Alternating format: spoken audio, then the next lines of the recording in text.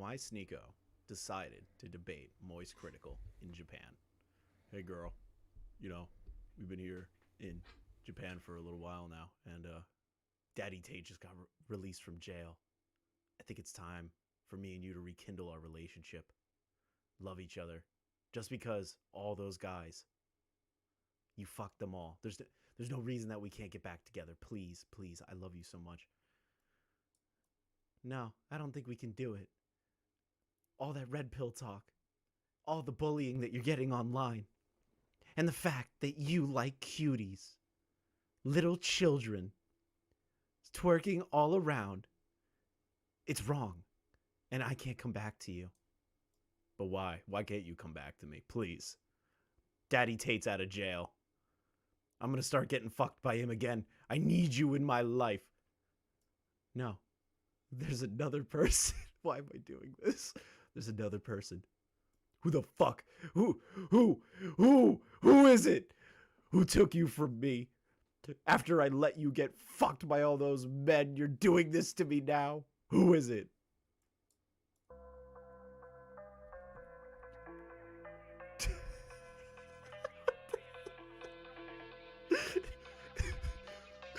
What's up, bro? I'm the ultimate red pillar. You get the fuck away from my lady, my guy. It's fucking stupid. I don't know why I made that. I'm fucking sorry. I'm so sorry I subjected you to that, chat. Hello. Welcome to another stream. I made that.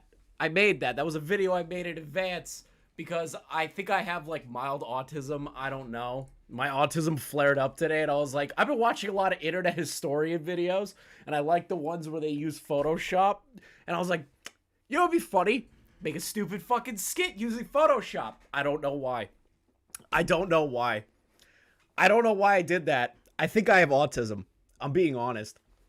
I think it's like legitimate autism that just flared up in my day, but that's fine. Hello. Welcome, everybody. Let's say hi to some people in chat. Hello, Tipster. Hello, Hannah. Hello, Karma. Chuck. I always fuck up your name. T. Leo. Survival. Thank you. And QTV Soul and Valor. Can't forget him. Hello, everybody. Hello, Purple. Hello, everybody. We have some interesting developments in the Sneako arc of this channel. I know everybody's doing the whole let's make fun of red pillars debate thing, but people want to debate the red pillars and kind of like just be like, he's stupid. Me? I'm going a different route. I'm going an entirely different route. I want to just continuously laugh at these fucking people. Because for me, what I find entertaining is laughing at shit nowadays. I don't know why.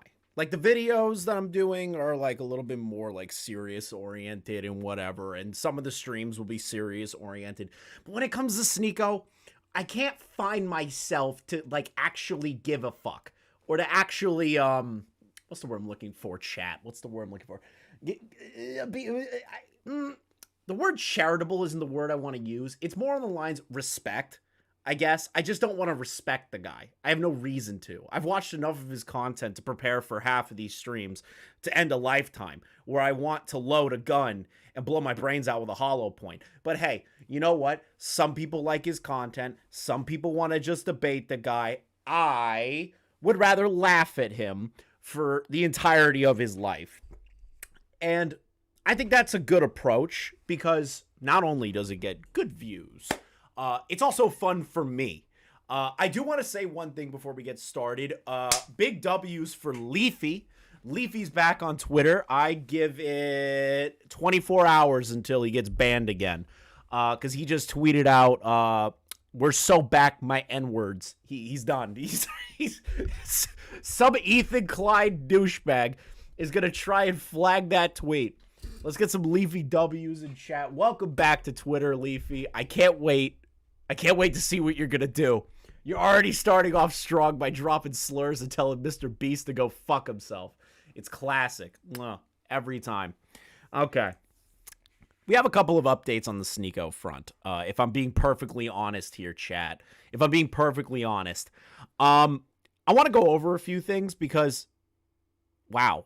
It's been a while since I've talked about Sneako, that cute little twink boy. The last time from the Willie Mack show video, Sneako's little gay little dance with the gun, and he's showing the worst gun safety of all time, looking like a fucking twink. But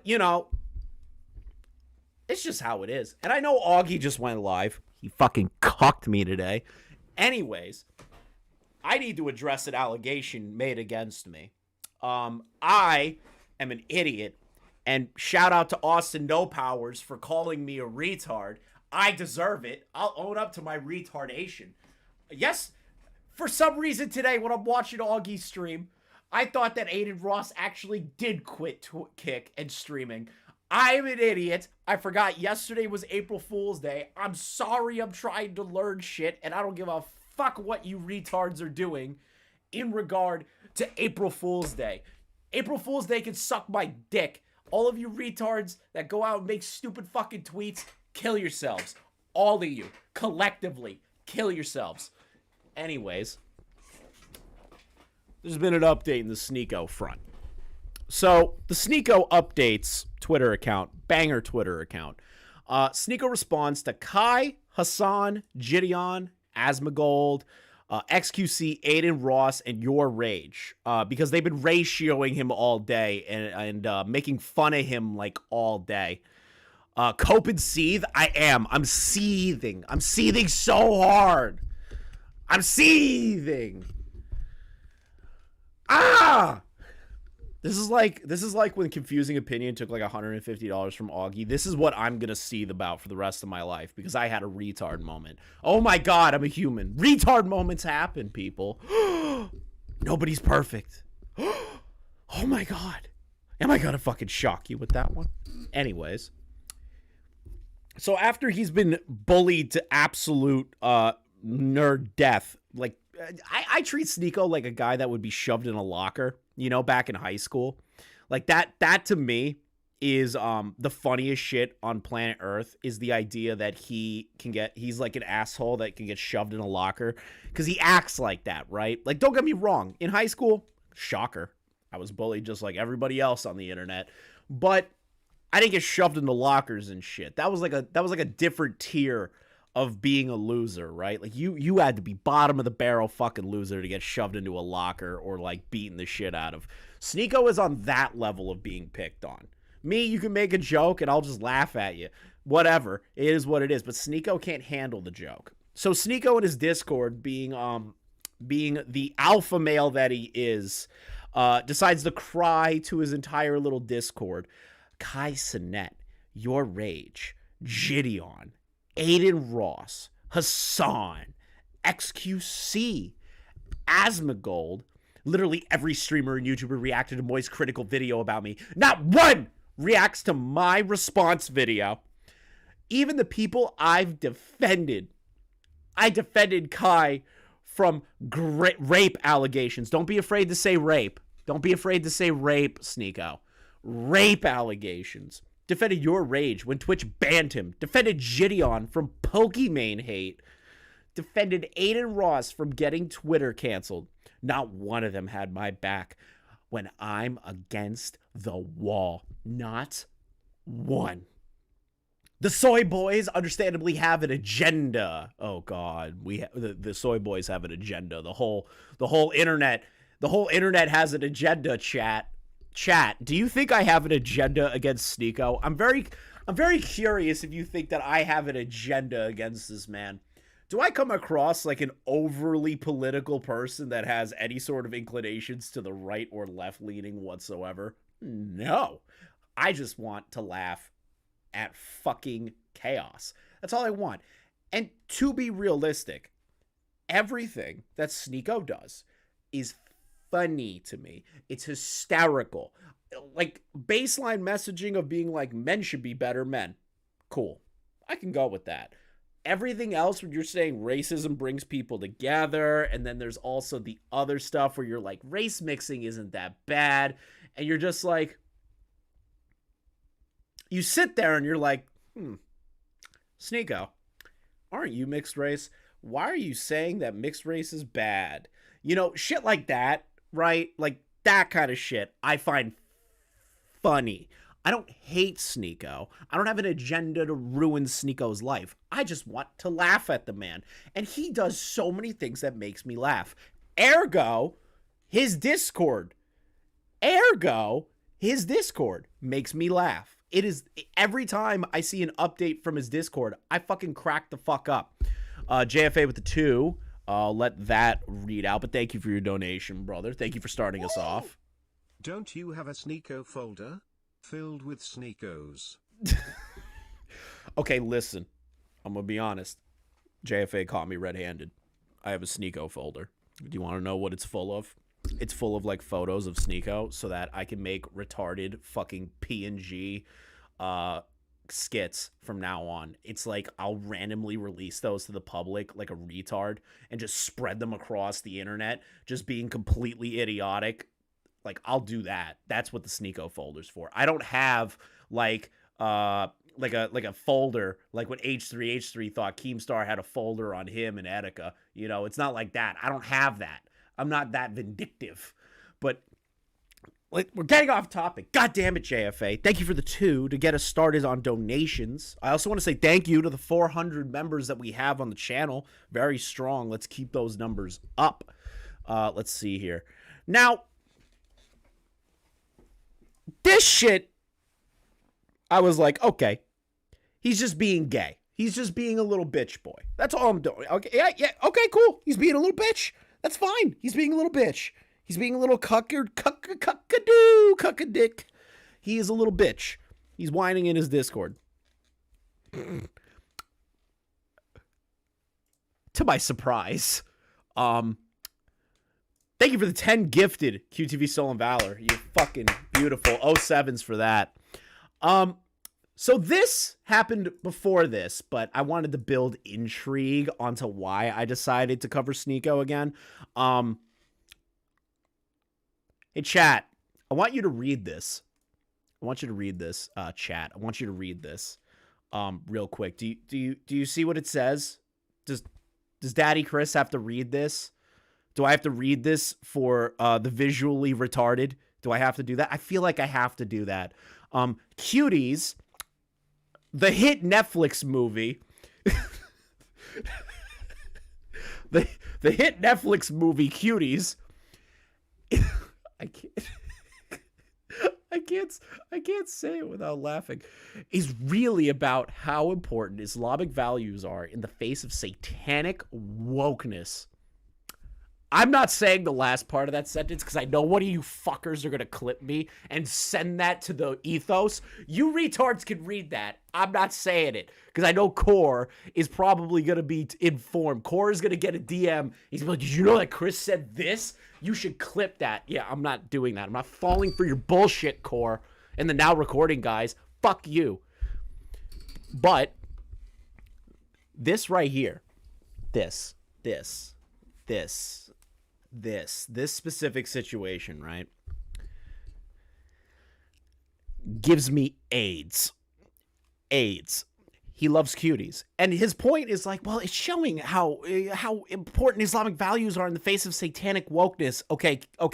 The argument that everyone's had for months, Sneako, is that there are little girls as the actors dressed up as scantily clad women for some fucking reason.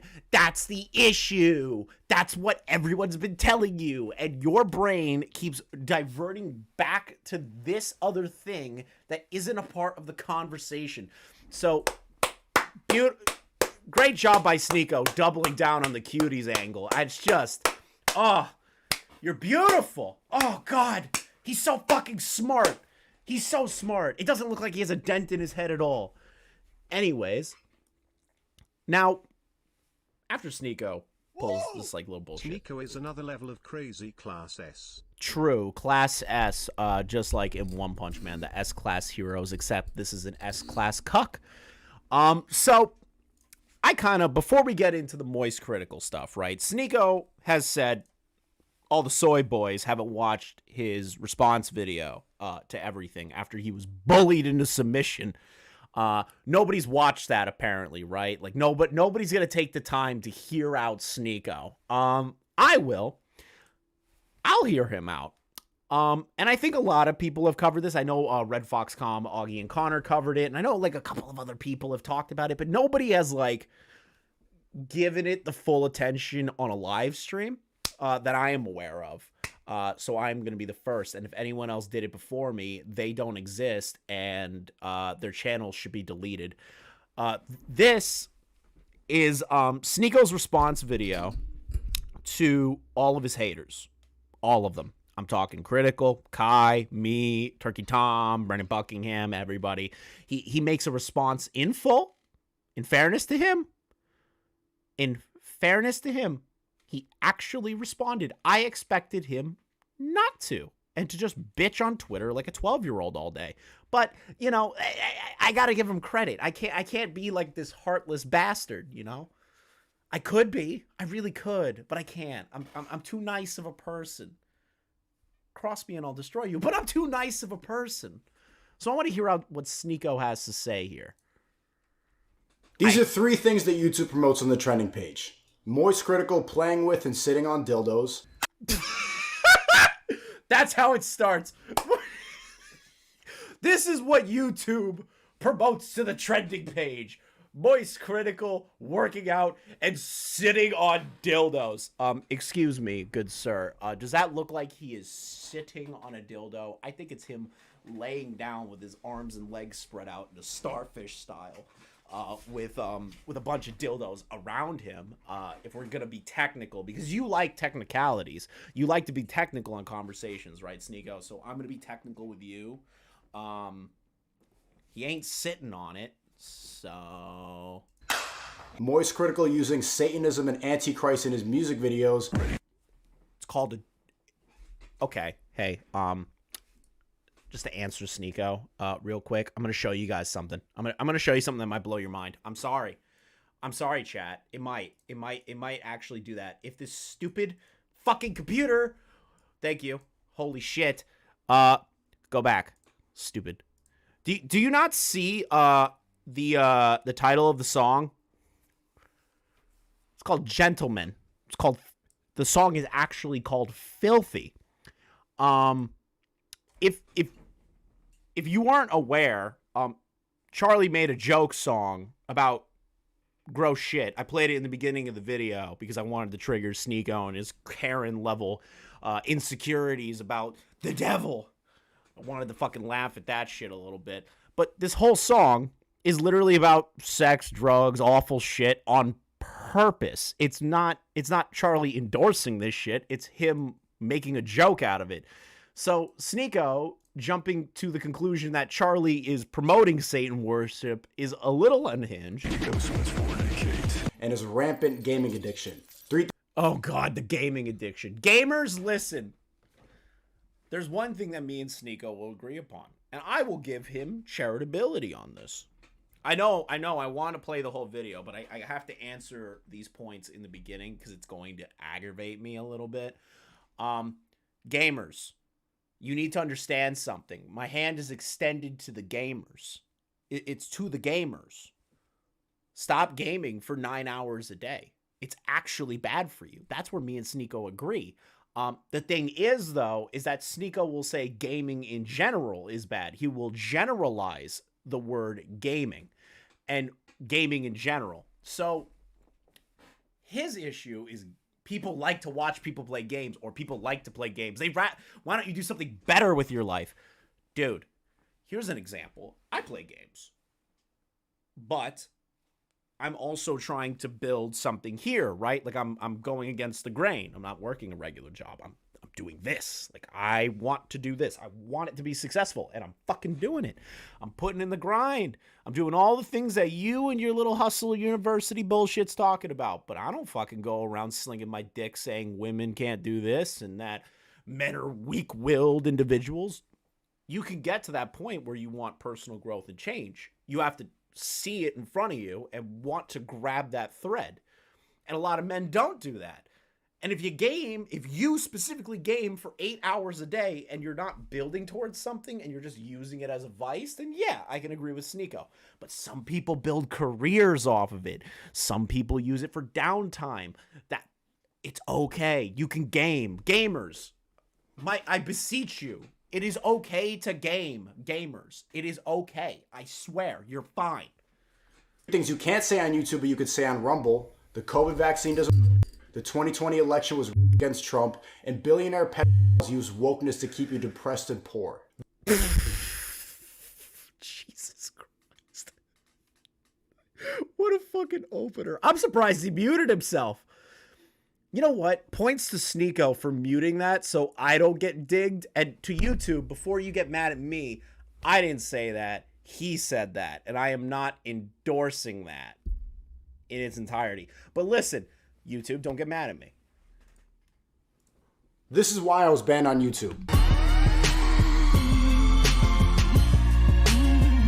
Today I'm in Japan, a society that has not yet been corrupted by wokeness, training hard, working every day, and seeing the world. But it's no secret that I have a degenerate past. Around 3 years ago... Oh my God, is this really him acknowledging his woke past? Is this really the whole video? Oh, sweet Jesus. When I was 21 years old, I went to a swinger party with one of my girlfriends and joked about how traumatizing it was on a podcast. Yeah, you watched your girlfriend get fucked in front of you and you try to tell men that they need to be better, but you were okay with that at one point.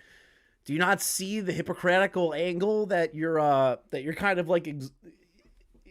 You're kind of like putting out there? Do you not see the energy of that? Come on, Sneako. I was cheating on her a lot, and I felt bad, and I thought it would make us even if we swapped with the couple. Hey, listen. I love this point. I love this so much. I was cheating on my... Okay, I want all the women in chat, because for some reason women watch me. I have no idea why. I look like a fucking retarded version of every commentary channel. So, I just want to let you know something. Women, did you know that if your man cheats on you and you want to stay, and he wants to stay with you and he lets you fuck other men, that'll save the relationship. Okay? Secret. There's a secret. It's a total secret. Not a lot of women know that. If your man cheats on you consistently, you should go to a swinger party and watch your girlfriend get fucked in front of other men. You really should do that. Based on what Sneako is saying, that's how it works. If you didn't know, you're kind of out of the loop and you're just not on the same mind plane level as this guy. I don't do it anymore. I don't recommend it. And seeing how many people call me a cuck for what I thought was a funny story, you should probably not do the same. I tried the lifestyle that the woke mind virus pushes, and it ends up being what the woke YouTubers try to shame me for. Okay. Let me ask something. To the woke hive mind that is in my chat, apparently, because I'm a part of the Soy Boys, which, Sneako, make me a part of the Soy Collage. That is my goal. That is the only reason why I talk about you, is to end up on your Soy Collage. That's all I fucking want. And if you just said Nicholas DiOrio cameo, I'm not saying anything else. But listen, Sneako, I want to be on the Soy Collage. Let's give it to me. Give it to me now. The other thing I was going to say is to the woke hive mind that is YouTube. Let me pose a question to the woke hive mind.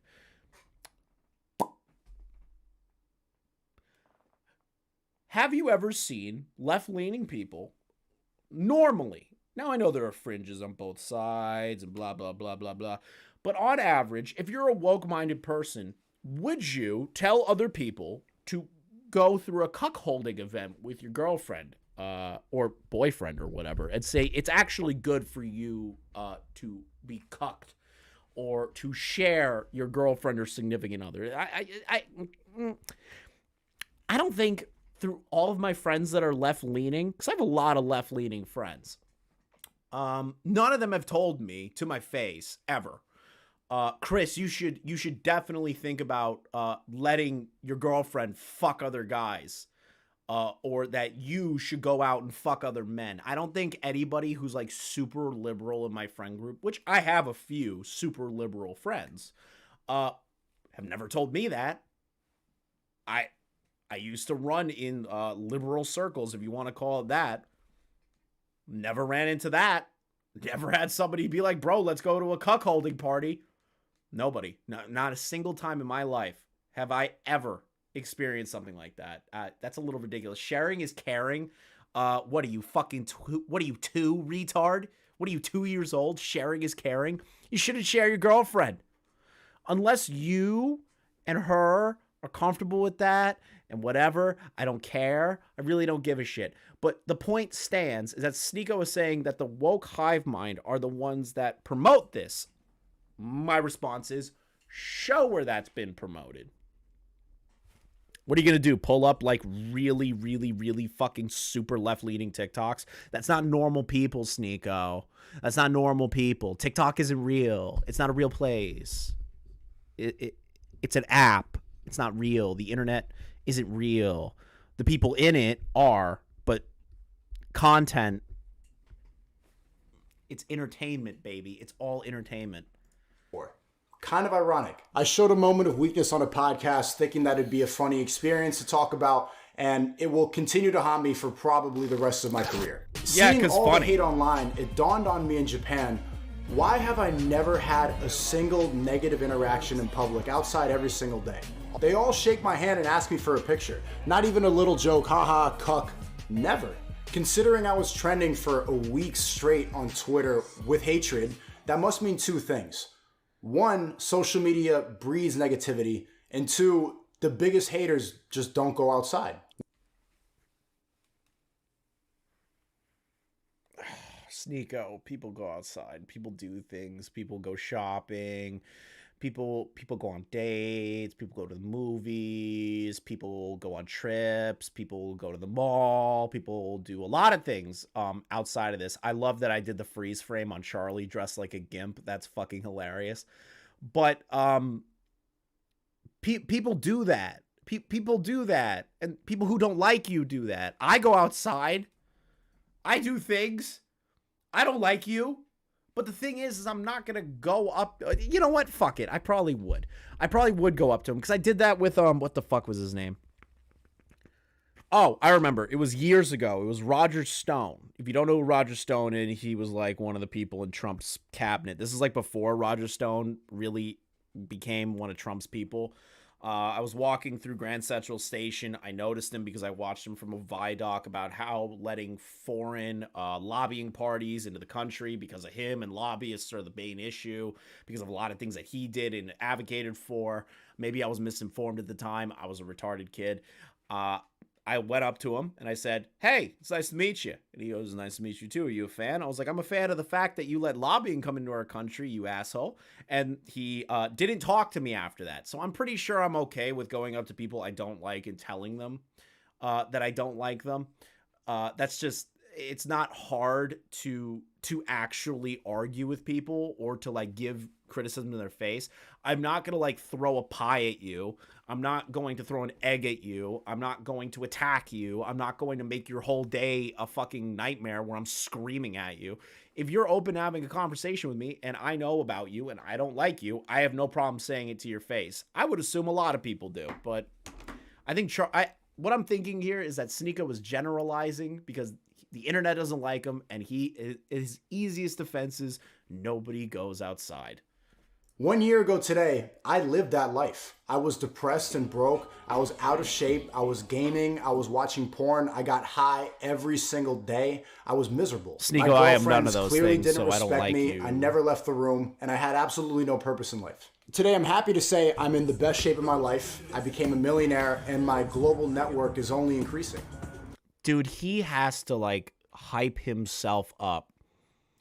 He really just has to constantly hype himself up to mega heights for some ungodly reason. I'm not too sure why. Why do you have to hype yourself up? Just be honest here. Just be like, dude, listen, I told a story that I thought was funny. I didn't think it was going to be weaponized against me with what I'm doing nowadays. and I regret what I did back then. That's it. That's all he had to do. Instead, he's got to be like, my net worth is bigger. I'm better. I'm in better shape. I live in Dubai. I'm awesome. Ah! That's literally how he acts. Instead of just being a human being, he's got to like inflate his own ego before explaining himself, which is not really a way that you should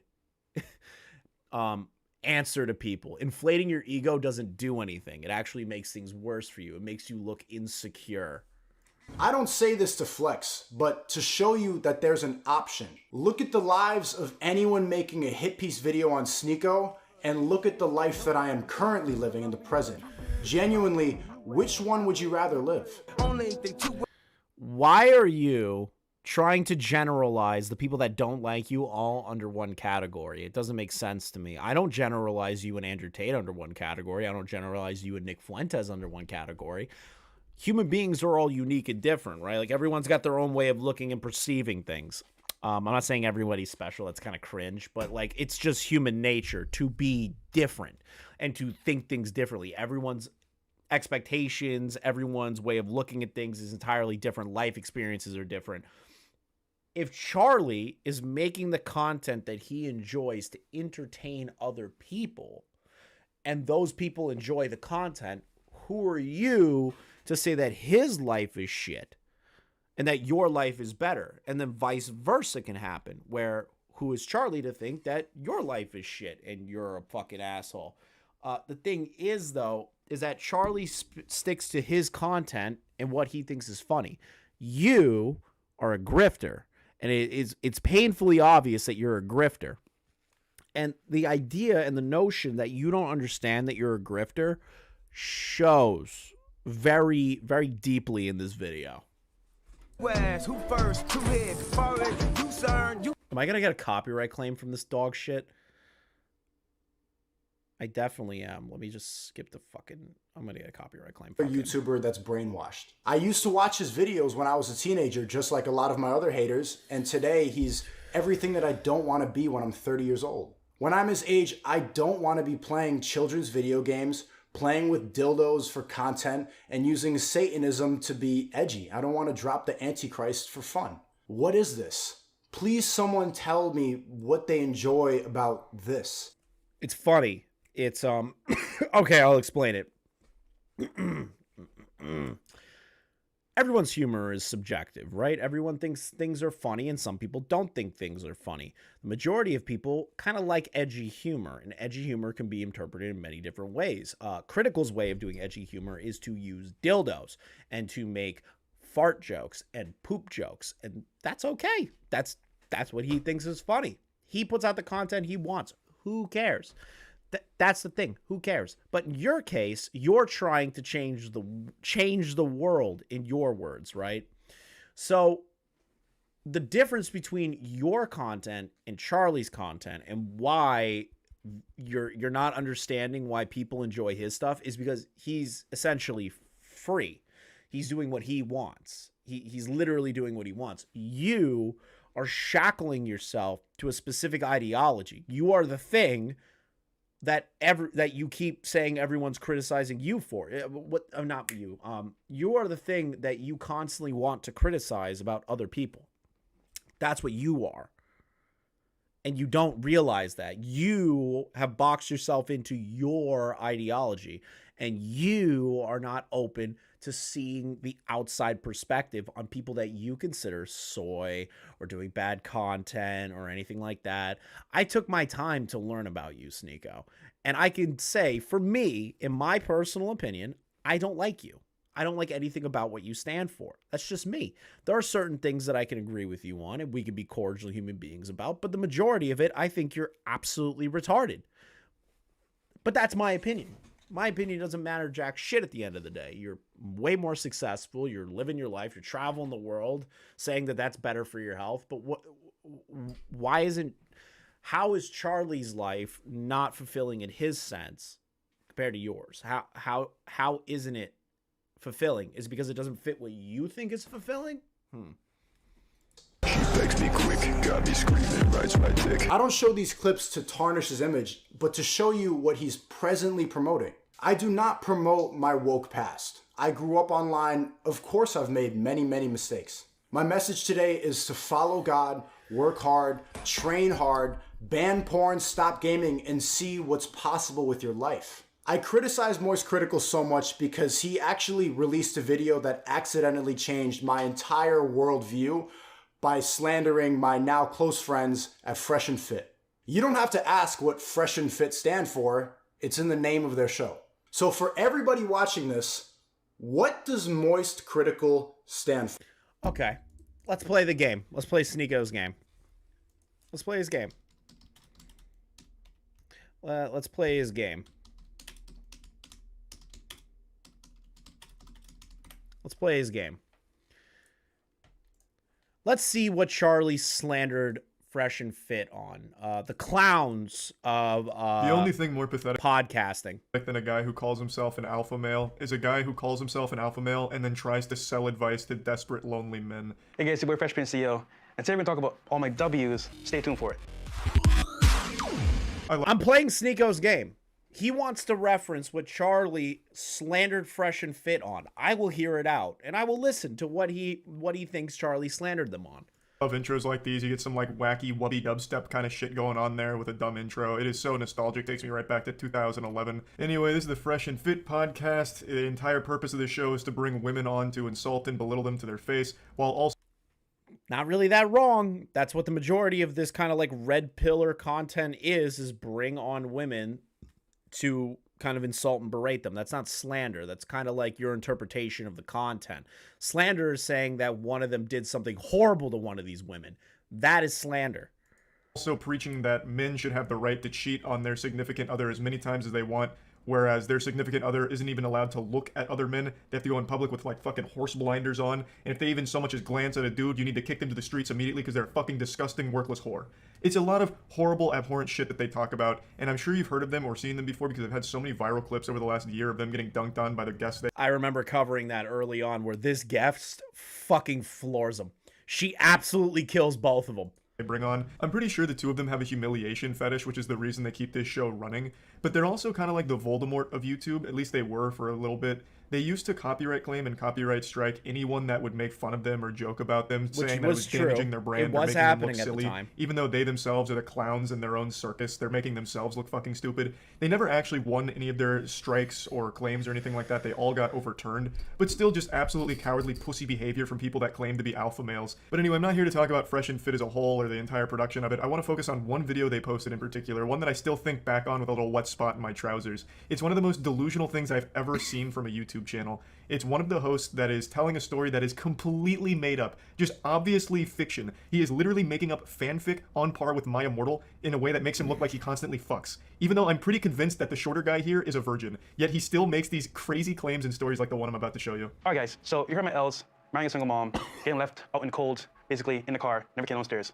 But today we're gonna talk about my W in terms of having 3 women in one day. Let me stop you right there. I already don't believe you. It's super hard to think that anything they say is real when they constantly make stupid fucking claims like this one. Not to mention they've both shown themselves to be frauds time and time again. You know, we're both triple-digit notch count, he's in the quadruples. There is no reality in the entirety of the fucking multiverse where this man has slept with one woman, let alone over 1,000 of them. Doctor Strange could peer into an endless multiverse and never find one where this...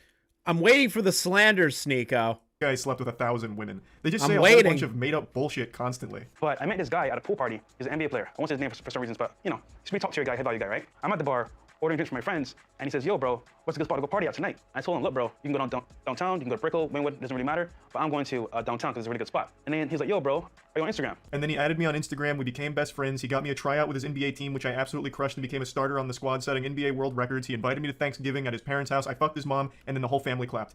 That would be more believable than the story he's about to tell from here. I was like, perfect, yeah, I am. So I gave him my Instagram, and lo and behold, he followed me, he said, wait, you know this chick? So he posted this girl's profile, because you can see who's following someone they just added. I kind of agree. People that talk about getting pussy all the time are usually either gay or they don't get pussy at all. I'm like the following list. I was like, yeah, I know her, bro. I used to like do her back in the day. He's like, damn, that's my shorty want to come in town. So basically, we were smashing the same chick. No, you weren't. The only thing you've been smashing is your meat into your hand, you liar. This story's already got more plot holes in it than Kingdom Hearts. Why would an NBA player go up to a random guy at a pool party to ask for a party later? He's clearly already connected. He found out about the pool party, so why would he go up to a complete stranger at a bar to ask for further advice on partying, and then going a step further to add him on Instagram? That just doesn't make any sense. Unless Fresh and Fit dropped to the floor and sucked his dick raw at the bar in front of everyone, why would this NBA player care to add him on Instagram? NBA players, celebrities, they don't follow like anybody. You kind of get it, right? Charlie is making fun of an unbelievable story. How is that slander? Sneako, how is it slander? I really need to know. I really need to know. I'm like so curious how it's slander. Because slander is very different than making fun of somebody. Two totally different things. All right, I think we got the point. What does he believe in? Do you know? I don't. I've watched him for years. I cannot tell you what he believes. How have you reached a point on the internet where you could have 10 million subscribers as a commentary channel and have no basis of commentary? The only thing more pathetic than a guy who calls himself an alpha male. In that video, MoistCritikal called Fresh a virgin incel loser, the same insults that I get. He insisted that men can't be with multiple women because Fresh, honestly, isn't a traditional Chad. There is no reality in the entirety of the fucking multiverse where this man has slept with one woman. Fresh was just telling a real story about how he pulled 3 girls in one night, and he actually verified it, but MoistCritikal didn't correct it. This is when I realized the brainwashing... That's not slander. That's making fun of an unbelievable story. Do you not understand Charlie's content where he makes fun of unbelievable shit all the time? Like that's like what he does is just him laughing at shit, which more people should do that. More people should laugh instead of taking themselves seriously like this fucking bozo, like this fucking clown. Why can't you just enjoy yourself? Why can't you just laugh at things that you think are fucking ridiculous? I'm laughing at you. Is that a crime? Is that slander? Unless I am out of my way accusing you of something, that's not slander, Sneako. In its purest form. Fresh knows he's an average-looking guy, but he's known all over Miami as a playboy. MoistCritikal just can't comprehend that somebody... He's known all around Miami. So, to play your semantic games that you're playing right now, so you are saying that every person in Miami knows who Fresh and Fit is. And one of the guys on Fresh and Fit is a player among Miami. You're telling me that everybody in Miami knows that. That doesn't sound too right. That kind of sounds like cap. Like Fresh, who's the same age and on the... Oh, I have to be careful. Sneako will say I'm slandering them. Same level of attractiveness, can be with beautiful women because instead of networking, working hard, and looking fresh, he's playing with dildos and video games. Oh. This is the lie sold to keep you depressed. The world is out there for you to conquer as a man, but the 1% provide us with so many distractions to gatekeep it for themselves. I criticize MoistCritikal because he makes millions of dollars selling that lie. For the young men watching, is that the life you want to live at 30 years old? The terrible tragedy that happened in Nashville yesterday. What, like having fun? Oh, God. I can't show a shooting on stream, Sneako! A trans person shot up a church, and the mainstream news was more focused on misgendering the shooter than addressing the problem. The sitting president got on stage to provide a solution and instead opened up by talking about chocolate ice cream and good-looking kids. I have a whole refrigerator full upstairs. You do realize, Sneako, that people don't like that either, right? Like, what? Like, people obviously criticize that. Yeah, the mainstream media sucks fucking ass their job.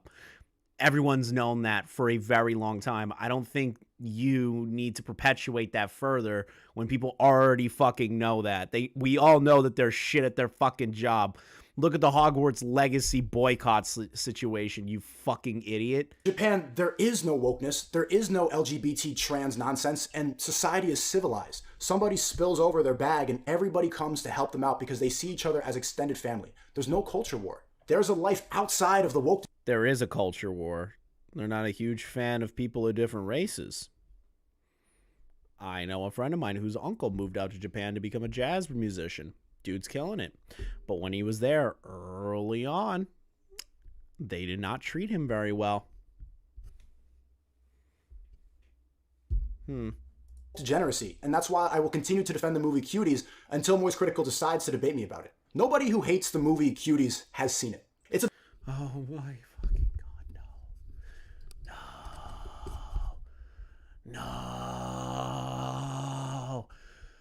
No! Oh god, the Cuties debate. Oh, kill me now. It's about an Islamic family that moves from West Africa to France, a woke country that's literally on fire right now, and the daughter of the family gets corrupted by TikTok and starts dancing provocatively and leaves her Islamic values behind. She goes from a good Muslim girl to a degenerate wokey, lying, twerking, and fighting, and it blows up in her face and her family's disappointed, and eventually she reverts back to Islam. I like that movie because I see it as another version of my life. I started YouTube at 11 years old. Remember what Sneako said he got clickbaited by Cuties? Hold on, let me pull that up. Remember what he said he got clickbaited? Chat, do you remember that? You remember what he said he got clickbaited? Where is it? Where is it? Let's see here. Following you. This is the limit, Sneako. This is the limit. I can get limit, Sneako. This was a pretty good movie, and everybody replying like right now the outrage is really strong. So saying something I want to hear him say this it. video probably already has half dislikes. And I even tweeted like Cuties is clickbait. This was a pretty good movie, and everybody replying like I'm unfollowing you. This is the limit, Sneako. This is the limit. I can guarantee you, none of you saw the fucking movie, dummies. How do you criticize a movie that you didn't see? Because there are young children dancing provocatively in a movie in the first place. You can criticize it just from that fucking angle. It's really easy. Watch me. I think the movie Cuties is bad. It's fucking awful because there are small girls twerking with short shorts. It's really easy. Watch, I just did it. What's really funny is how different the covers are for the release of the European version of Cuties and the American version of Cuties. The European version is just like a normal thing. It says mignon and just like girls playing, because where's the clickbait? To them, this is a movie about growing pains, about childhood. It's a coming of age film. But here, we only see the most provocative part. So did you. You got. Oh, there it is. I saw the cover and I got clickbaited. So did. There it is. There it is. You want to hear that one more time, chat? I went in ready to hate like everybody else. I saw the cover and I got clickbaited. So did you. You got clickbaited. Like everybody else. I saw the cover and I got clickbaited. So did you. You got clickbaited. Like everybody else. I saw the cover and I got clickbaited. So did you. You got clickbaited. Like everybody else. I saw the cover and I got clickbaited. So did you. You got clickbaited. Yeah, okay, buddy. And following the trends of social media before God led me to complete degeneracy. But rejecting these values, I have found a new direction, purpose, and meaning for my life. A lot of the hatred is justified. I should not have been attacking the people in the soy boy collage as much as I was, but I held a lot of resentment because they actively tried to get me banned on YouTube. Question. Where is it? Question. How many of these people were actively trying to remove Sneako? Let's play a game, a roulette game, if you will, with Sneako in his soy boy collage. Let's have a roulette game real quick, chat. MoistCritikal never advocated for Sneako's ban whatsoever, didn't even celebrate Sneako's ban, actually was vehemently against the idea of Sneako's ban. Turkey Tom never in his life has ever said that he wanted anyone ever removed from YouTube. Hassan, retard. Okay.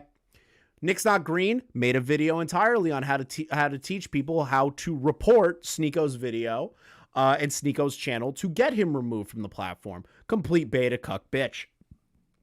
Hunter Avalon, I am not aware that he ever advocated for Sneako to be deplatformed. I don't know who this guy is, but I'm pretty sure I don't know anything about him. Don't know anything about him. Don't know anything about him. Mr. Beard might be a retard, but I don't think I ever saw him advocating for it at any point. Ethan never advocated, but definitely was happy Sneako was removed. So 1, 2, 3, I would assume 4 and 5 and potentially 6, 7, maybe 7. Let's be like really safe and maybe see like 5 of these people did not advocate, nor did they get excited for Sneako's ban whatsoever.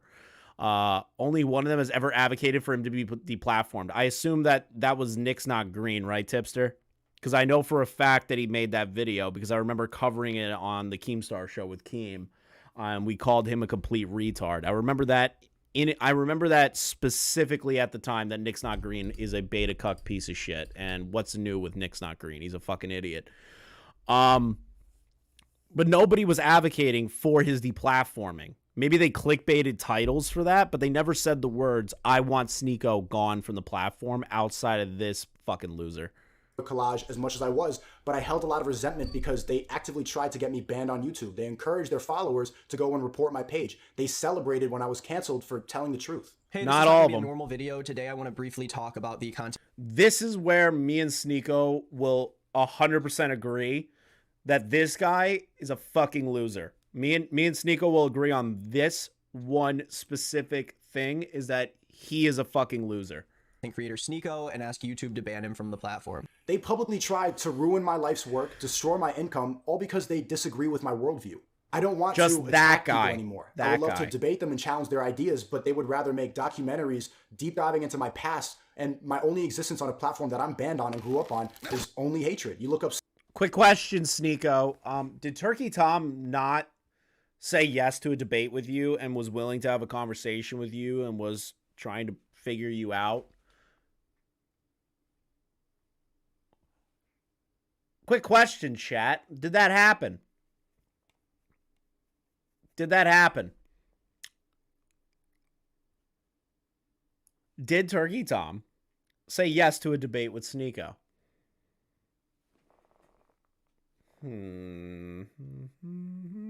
Yes. Yes.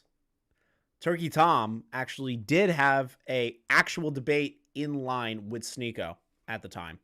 And Sneako said, I would rather go to a larger platform and debate from there.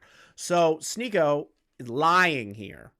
Not all of them at all did that. Critical just did that with you today, so you have to remove Critical from that list. And then Turkey Tom, you ran from.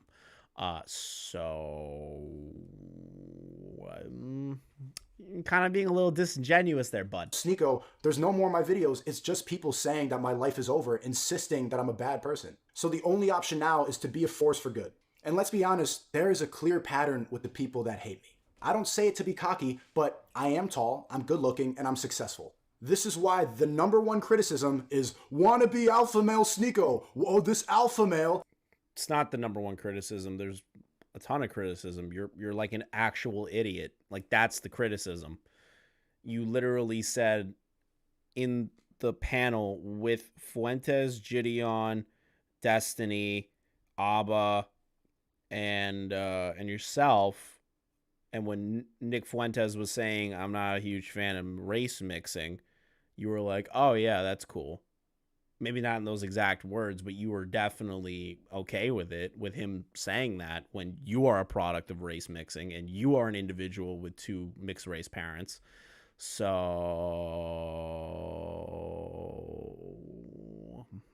that's not the only criticism of you, bud. It's not just because you pretend to be this alpha male person, which you aren't. You're somebody that fell into a grift and you haven't left yet.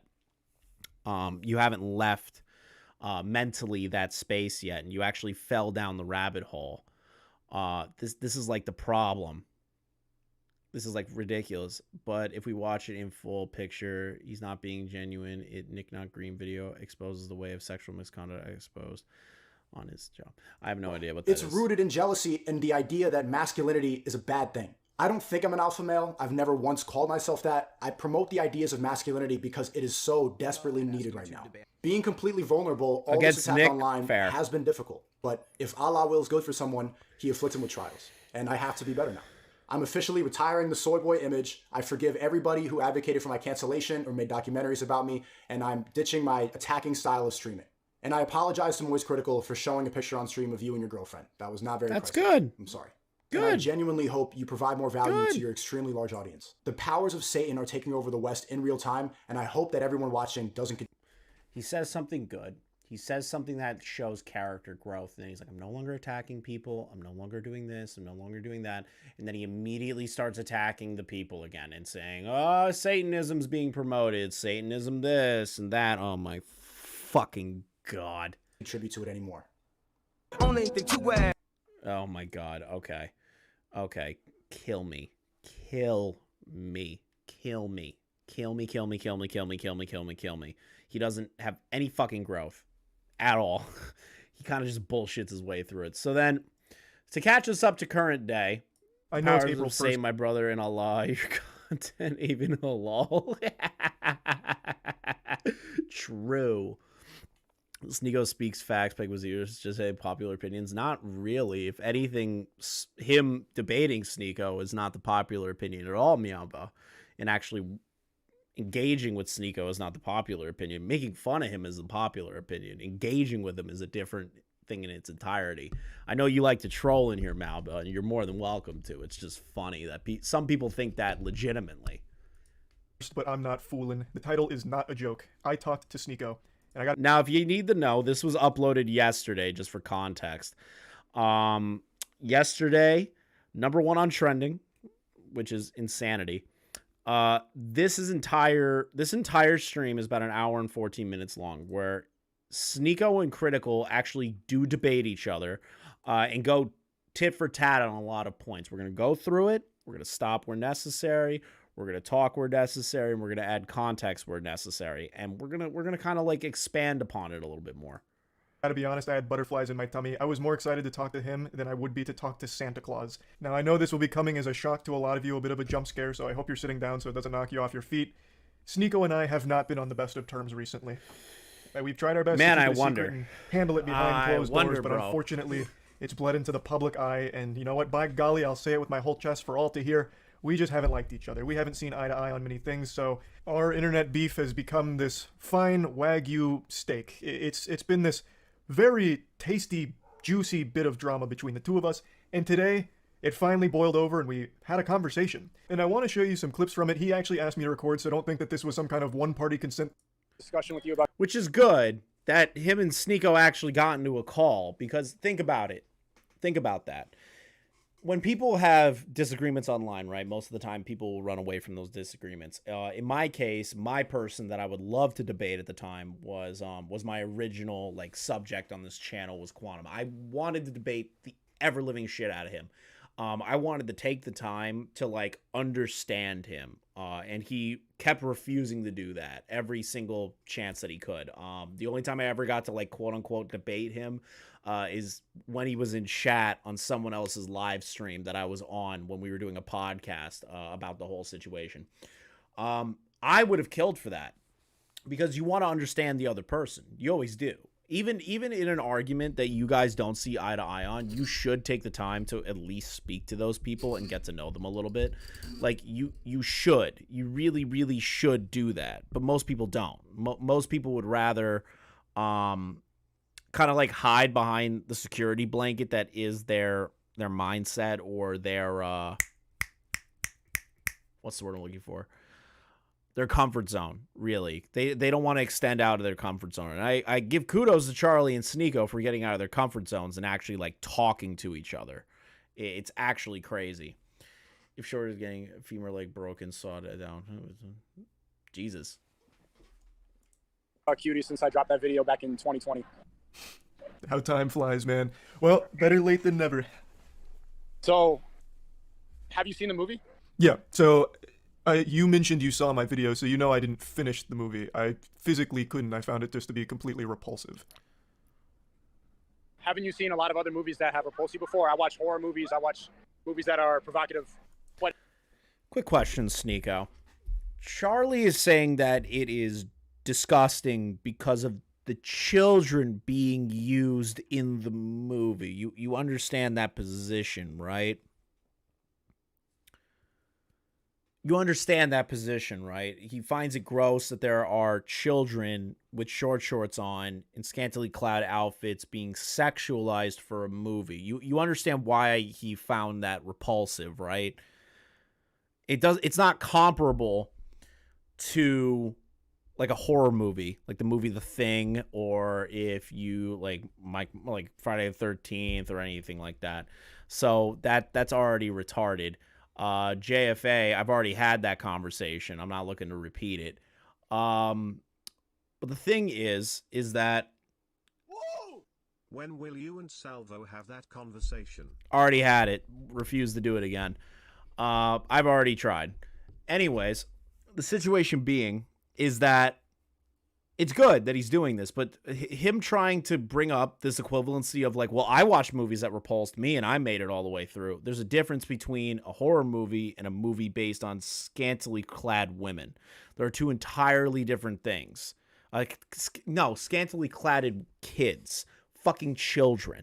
There's a huge difference between those two. So Sneako being like, well, have you not watched a movie?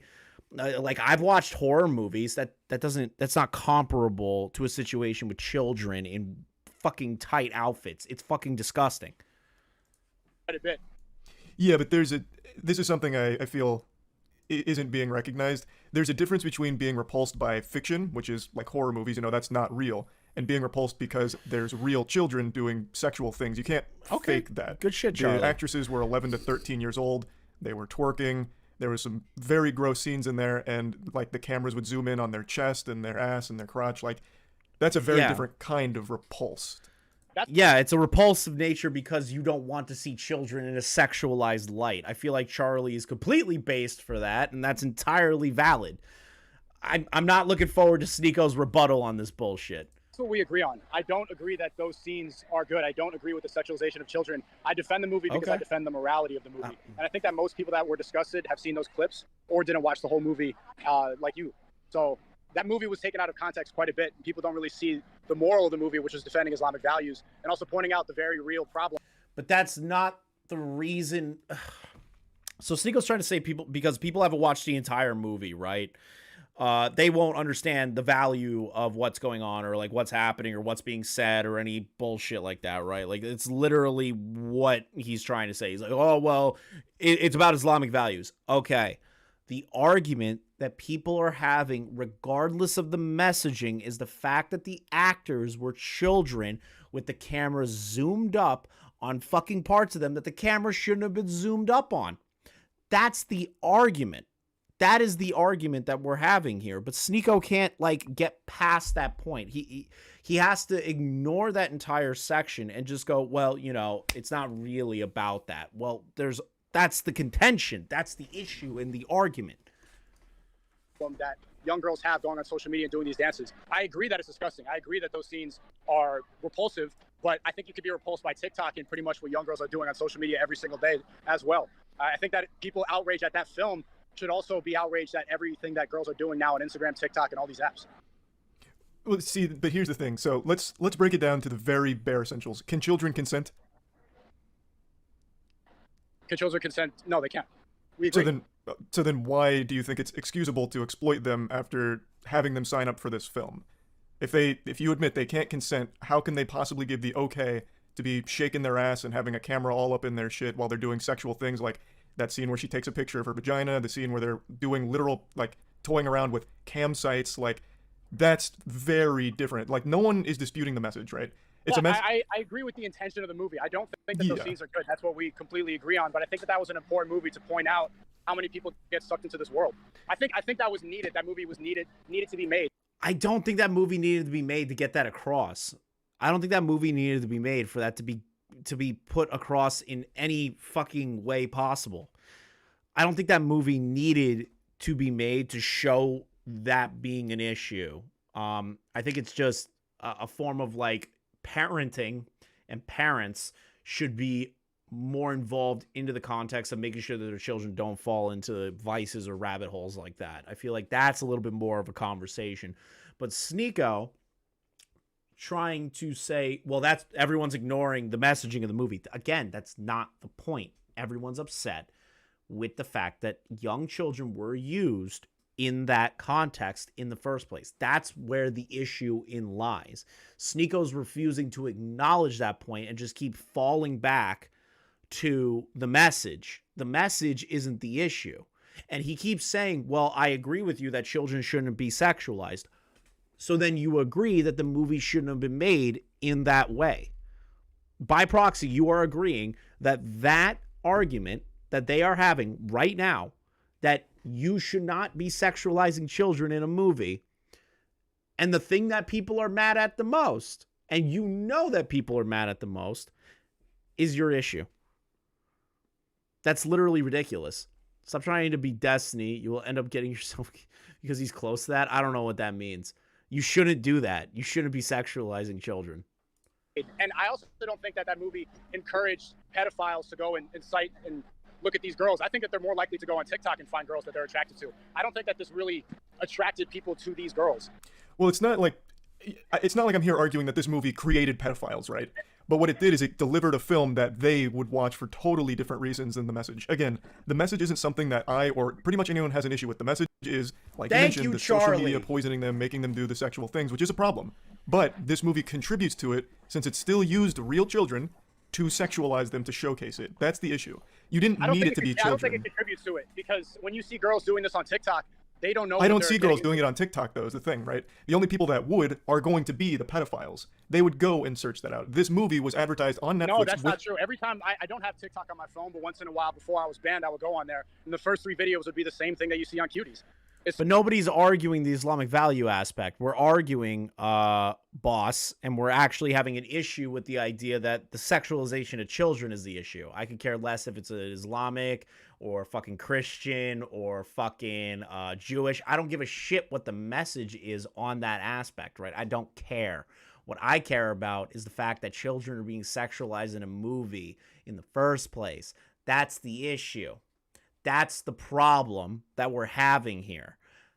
And Sneako keeps dialing it back to the message. The message isn't the issue, and everyone's saying it's not the issue. It's the use of the actors and the certain scenes that they did that are overly sexualized and using children for the over-sexualization. That's the issue. Nobody cares about the fucking which religious message is trying to put across. And if you're focused on that, you're not paying attention to the argument. So and that's why I uninstalled the app. That's why I refuse to have it on my phone, because it's directing you to those images. Which is a problem. I'm not disagreeing that's a problem. But that doesn't make this film... We agree, but we just disagree that I think the movie was important to point out a flaw. Personally, I never empathized with girls being directed to that site before I saw that movie. That really made me understand what it's like to be a girl and grow up in that age. I think we're getting... Yes, we agree that it is disgusting, but you are excusing it because you believe it highlights a very real issue, which it does, but it contributes to that issue by using children. They didn't have to use kids. You recognize that, right? They could have used... they didn't have to use kids. But I also look at the director, and I look at the moral of the movie, and I don't think that it was anything unsafe, and I don't think that the director... Oh my God, that's not the fucking point, Sneako. That's not the fucking point. You keep going back to the fucking... Okay. I get it. You're trying to say, well, the message is good. Charlie's not arguing you on the message. Stop trying to bring it back to the message. You already agree that the message is okay. The problem stems from the sexualization of the fucking children. Your 90 IQ is really showing here, Sneako. Every time Sneako says something stupid, I'm just going to pull this photo up. Every fucking time that Sneako says something so fucking stupid, I am going to pull up this video. Let's see here. Right here. This one. Every time he says something fucking retarded, I'm pulling up that picture. Every fucking time, literally, unironically, every time I hear something that makes me just go, holy shit, he's an idiot, I'm pulling that up. Director had any bad intentions making it, so maybe it shouldn't have been as sexualized, but I defend the morality of the movie, and I also defend the effect that it had on me. When I watched that made me have a new perspective. But do you see why that's kind of... Jesus, sorry, that was my cat. Do you see why that's kind of concerning to hear, though? Because in the time that I watched that film, there were unreal amounts of sexual scenes. In fact, the majority of the movie was them doing like the dance routines where they're smacking each other's ass, zoomed in on them shaking their ass in the camera. There's that scene where a security guard's like, what are you girls doing here? And they're like, we're dancers. He's like, prove it. So they start twerking for him, and he's like, oh, great, get in here. Like, that is a problem, no matter how you spin it. Again, the message is fine. There was never anything wrong with the message, and maybe the intention of the director was... how would you tell the director to convey the message in a different way? You would just not use children. You could deliver the same message and you don't use children. The problem is I don't think it would be effective. I don't think it would.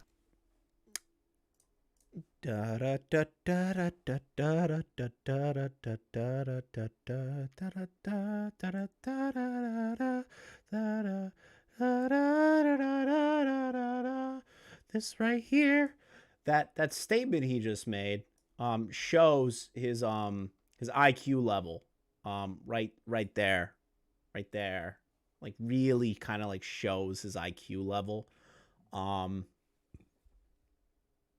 to this conversation.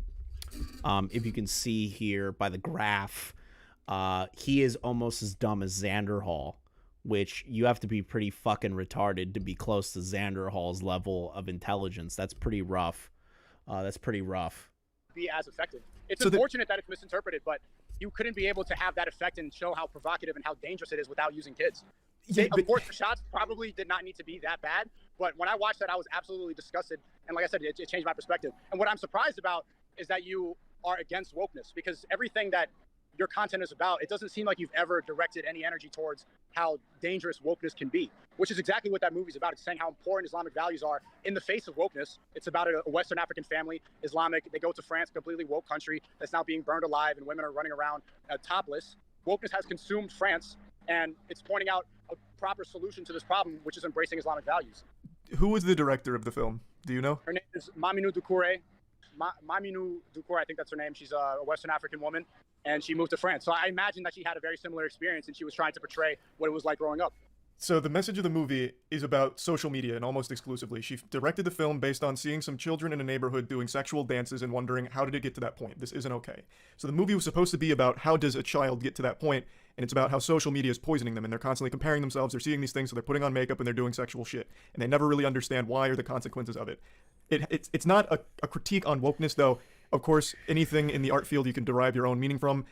I recognize that almost everything you encounter in life you tie back to either cancellation or wokeness, but in this film in particular, this is a movie I really feel conflicts hard with your ideology. Under no circumstances should children be sexualized, is where I stand. Do you disagree? There's a lot of things in movies. Why'd you wait so long to answer that? Why did you wait so long to answer that? Why did you wait so long to answer that? Why did you have to think? Did you have to think? Really? Did you have to think? That's a little fucking ridiculous. I'm actually kind of confused by that entire situation right there. Why'd you have to think? Why'd you have to think, my guy? Like, I don't agree with incest in Star Wars, but Star Wars has incest scenes. I don't agree but that's with not incest, but it's portrayed. It's not real incest, though. This is real children being sexualized. It's not fake. These are 11. I agree. But I'm defending the point of the movie. You can defend the point of the movie, but you can still condemn the movie itself. The point can stand on its own 2 feet, right? Like, there is a problem, which you recognize, with kids being sexualized, in specific on TikTok. That is a problem in and of itself. But you can still condemn this film for contributing to the thing it's supposed to speak out against, which is sexualizing children, which you have admitted it does. And it didn't need to, like you said. That is the problem. Maybe they shouldn't have used child actors, but I agree with... No, the actors were children. That's the reason why people don't like the movie, is because children were sexualized in a way that was too provocative for the norm. And to be honest, even for the extreme, it was too fucking much. Here's my position, right? Here's my actual position on the idea of, like, beauty pageants, right, in America. I do not endorse beauty pageants in America. I think that they're fucking horrible. I think what they put those girls through is fucking terrible. Now, people will argue and say, well, it's good for body positivity and these girls like what they do and all this shit. But, like, if you tune into, like, the, what the fuck is it called?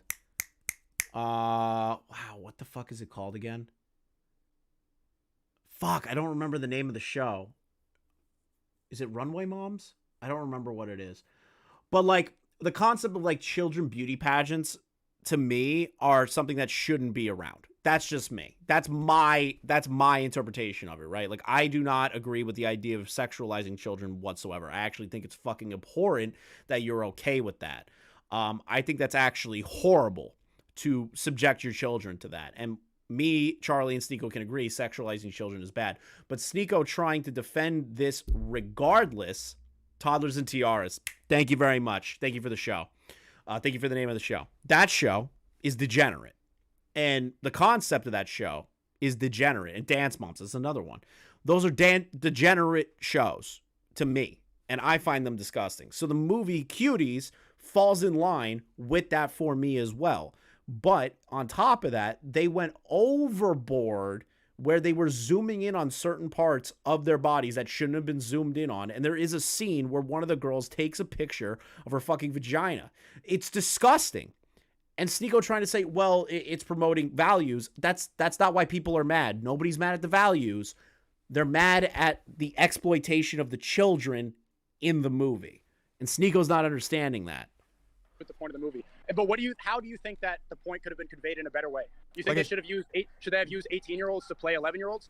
That's exactly what most movies have done for a long time. A quick example is The Last of Us using Bella Ramsey to portray a 14, 15-year-old. Like, you can do that, and that's a lot more acceptable because there is no longer a victim. Like you had said, children can't consent. These kids could never fully consent to being sexualized in this film like this on the big screen. I would argue that when they use 30-year-olds and 27-year-olds to play high schoolers like in Euphoria and like in 13 Reasons Why, it actually sexualizes kids more because we start to mature high schoolers and we think of them in a different way. People in their 30s and their late 20s get addicted to Euphoria and they have ideas and they start romanticizing teenagers in a different way because they don't use actors in that way and they make them. But they're not children. But they aren't children. You're ignoring the part that these actors that they used are children and zoomed in on the children. You're ignoring that part. Look more mature. That's a completely separate conversation you can make arguments for, but that doesn't work here because it sexualizes already real children, right? So I think you're getting hung up on like the what ifs and like whataboutisms on other sides, but the core doesn't change. So let me give you an example. It is realistic to use kids for the message, right? Because it's about kids. Well, what if the child was naked doing the vagina pic? If they showed the kid's vagina, is that now too far? It's still realistic. That's too far. So there's two ways the movie could have been changed to be more effective and that people would understand the message. One, they could have used child actors and they should not have been sexualized in that way. Or two, they could have been 18 plus and it could have been sexualized, but then it wouldn't have been as effective. One of the two should have changed. I agree. Okay. So then do you think there's like... Okay. At least they can fucking agree on that, I guess. But that's just boxing it in. There shouldn't be any form of sexualization of children. Like that there shouldn't be any sexualization involving children. You see that? You see this? The argument still stands that the idea of sexualizing children isn't fucking good. It's not good. You see this? This is showing his IQ level now. Like levels to sexualization of kids that is acceptable and then unacceptable? No, this is never acceptable to sexualize children, but Then we agree. So then can we then say, since this film sexualized children, I can't really champion the film. However, the message is okay. Like, I like the message. I agree completely. But the reason I defend that movie is because I think everybody just saw those scenes and looked past the message and looked past the good moral that the director had when making it. That could very well be the case for some people, right? 100%. I would say most people. Most people who hate the movie haven't seen it. Most of the people accusing me of being a pedophile for defending the movie haven't seen it, have no idea what it's about. They've just seen those scenes. But they're also still not wrong for being upset about those scenes. Like, can you recognize that? I think they should be more upset at the problem. I think people should direct that anger. Instead of calling me a pedophile on the internet, they should look at the system that turns these girls into sexual objects at a young age and be more angry at that. That is the real issue. That is the bigger problem at large. They do, though. It's not mutually exclusive, like where it's one or the other. Do they? Do you? Do I what? Talk about the problem? Do you direct that anger? I see you. Now, from here, we started branching off into other conversational topics. Okay. Criticism for Charlie time. Criticism for Charlie time. Don't interlace this. I know it's been uploaded on Rumble, but I don't really care about slurs, but I'm trying to make sure my channel doesn't get hit with another fucking hate speech warning. I'd rather avoid that, so that's why we're going over the critical one. God, I want to listen to that one Instead more of time. Calling me a pedophile on the internet, they should look at the system that turns these girls into sexual objects at a young age and be more angry at that. But they were. Everyone was mad at the movie. They were mad at that. The thing that you say that people should be more mad at, they are mad at it. That's why the movie got so much backlash. Sneako. That's why the movie got a lot of backlash. That's why the movie was considered deplorable, and people demanded it to be removed from Netflix. Sneako. That's people are doing what you want. The issue being is that you are the only one that continuously defends the movie, even though it's what you want people to be mad at, is the concept of sexualizing children. Nobody wants that. Nobody. How don't you realize that? It's so mind-numbing to me that you're not understanding that people are doing the thing that you wanted. Just like how people were bullying you. You wanted to bring bullying back, but then you cry and whine that people bullied you. Where are your morals? What do you stand for? Because it seems like it flip-flops every single time something doesn't go your way, dude. Holy shit. Is the real issue. That's the bigger problem at large. They do, though. It's not mutually exclusive, like where it's one or the other. Do they? Do you?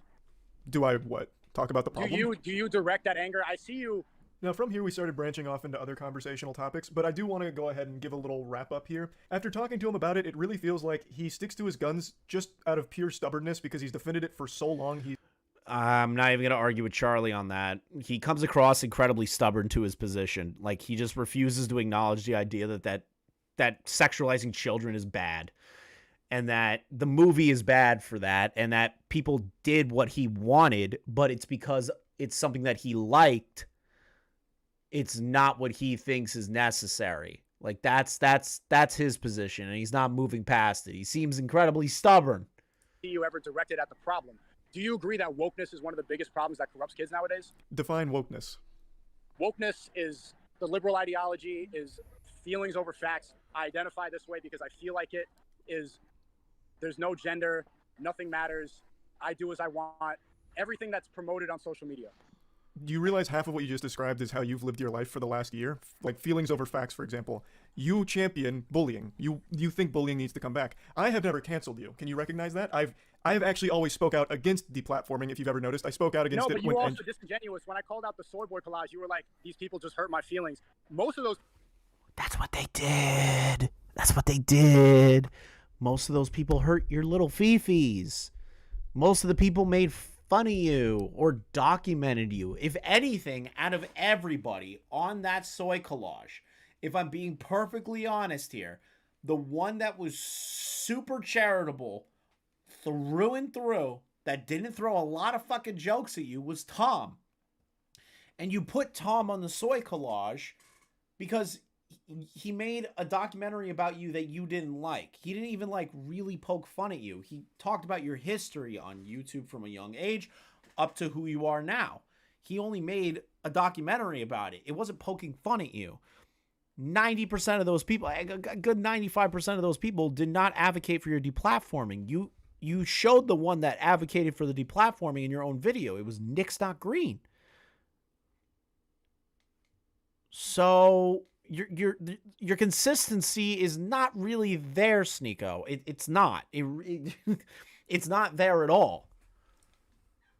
It's not there, and that's why he's gonna still get the award for the 95 IQ.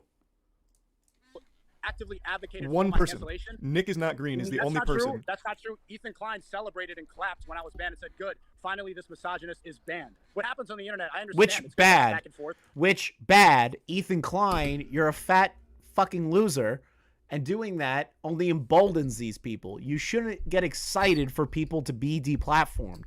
They should stay on the platform so they can have dissenting opinions, much like me and Charlie and other people, to combat those opinions. Because right now, where they're located, it's a lot fucking harder, and they're isolated. They're stewing in their own isolation.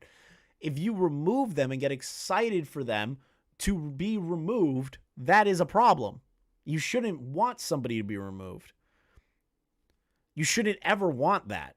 Now, if somebody fucks up and they really fuck up the rules and they get kicked off for their own stupid fucking issues, That's on them. And that's something to talk about as a platform as a whole. But you, creator to creator, Ethan, should not be happy to see anyone deplatformed, because that means that there's no conversation to be had. Bullying is... Didn't Sneako get banned because of him saying stupid and making fun of harassing comments and other content creators? No, I believe it was about the vaccines. I believe he was banned due to vaccine misinformation, or whatever YouTube determines to be vaccine misinformation. That's at least what I am aware of. Good, because it makes you have to develop your character in a different way. That's not why I was upset. I was upset because a lot of these people were secretly happy or secretly hoping that I was going to get banned because they disagree with my ideology. But then why am I on that list when I've only ever spoke out against deplatforming? That seems like I'm there. Leafy did do nothing wrong. I agree with you, Malba. I agree. Leafy did nothing wrong. I don't think Sneako did anything inherently evil to get banned. I didn't want him banned. I called it out. I fucking said Nick's Not Green is a fucking idiot for telling people to flag his channel. Like, nobody... I don't want to see people get deplatformed. Hell, even the people I hate on this platform, I don't want to see them deplatformed, so I can continue to make fun of them when I feel like it. Because I hurt your feelings. You didn't hurt my feelings. I thought it was funny because you do look like the rest of them. I don't understand how, but we're not here to... I don't know how Charlie looks like any of them, but okay. After talking to Sneako, it became clear that he really lives his life fearful of wokeness. He is constantly haunted by the woke boogeyman, like he's trapped in Luigi's mansion, but every ghost is woke. EDP deserved it? Yeah, true. EDP is a pedophile, so like...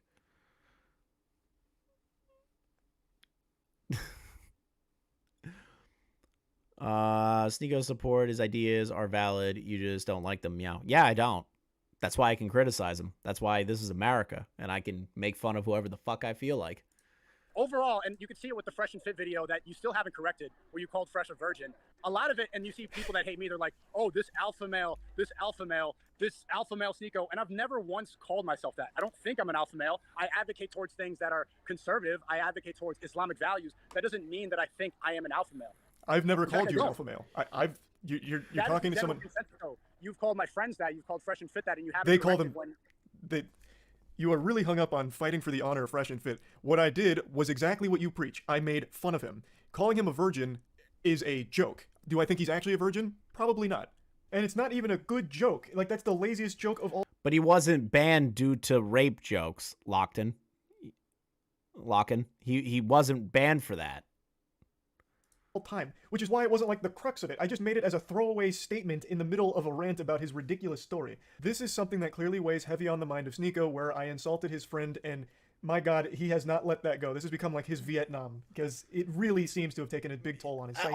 He believes we literally watched a portion of the video where Charlie was just making fun of the Fresh and Fit guys, and it's painfully obvious that Sneako can't move past the idea that his friends were fucking made fun of. It's just what it is. A retraction and apology for making fun of him and calling out his story. And he says that I was wrong about all of it, even though, I'll play the clip in a moment, further into our conversation, he also admits he doesn't know if he actually fucked the 3 women that he claimed he did. Nobody knows. The story itself is outrageous. What they proved is he had DMs, like a conversation with the NBA player, but that doesn't corroborate the whole story. There is no apology or retraction necessary. It is still such a fucking crazy story he told that probably wouldn't even happen in the most obscure Brazzers porno ever. Don't correct your mistakes. You were wrong about Fresh and Fit. You were wrong about Andrew Tate, and you were wrong about the movie Cuties. Okay. Well, I'm glad you tied it back to Cuties, but before we get back to that, how am I feel like I'm one of the very few people on the internet who corrects himself. Whenever I make a mistake, I do go and make a clarification. For example, I got something wrong with a content creator holding a stand-up competition that was absolute dog shit, and then someone came there and made fun of him, and I didn't know the full context. Once I got the full context, I went back and made a follow-up video to explain it in more depth, which he did with more clarity. I always do that. With Fresh and Fit, you really hung up on this idea that he fucked 3 women that night after meeting an NBA player at a bar, and they exchanged Instagram information, and it turns out they were Eskimo bros with the same girl's pussy. Like, it's an outrageous story. Now, whether or not it's true, you haven't proved it either. Were you there watching him fuck? Were you cheering him on? He verified it. He showed the DMs with the basketball player. They did the whole podcast verifying the story. The DMs... You didn't correct it. Okay, so you didn't correct that. They did verify the story. You didn't correct it. Did they have the basketball player? Did they have the basketball player and the 3 girls he fucked come on and be like, oh my god, he absolutely plowed the shit out of me. It was the best sex of my life. Did he have... that would never happen, but he did show the DMs with the basketball player verifying the story and that he did go to the party. Whether or not you want to believe he was with 3 women, I wasn't there either. I guess we're never going to know. So then why are you saying that Critical slandered them? I'm so confused by that position. Why are you saying that Critical slandered them, man? How does that fit into the narrative of Fresh and Fit being slandered? Because the video that's still up on your Rumble channel right now, you said that Charlie slandered them. That's not what he did. He made fun of a fucking retarded video. Hey, Slashes, what's up, brother? He made fun of a stupid fucking story by Fresh and Fit. That's all he did. That's all he fucking did. He didn't do anything else. But Sneako turns this into the ideology of, this is slander. This is slander. This is slander. That's not what he's saying. And he references the video in question that we went over, which is just them making fun of the video in of itself and talking about a potential situation. That's all it is. He didn't say they definitely did do that or this is definitely fake. This is like, it sounds ridiculous. That's literally it. And if people think of the opposite and think that Charlie slandered them, you're a fucking retard. You're actually retarded if you think that there was any form of slander coming out of Charlie for that. Get the DMs from the basketball player. To add on to this, if there's even small elements of that story that are somewhat true, I guarantee the whole thing is still embellished because the story he told is a work of fucking Tumblr fan fiction. It is not exactly how it played out under no universe, especially not for him.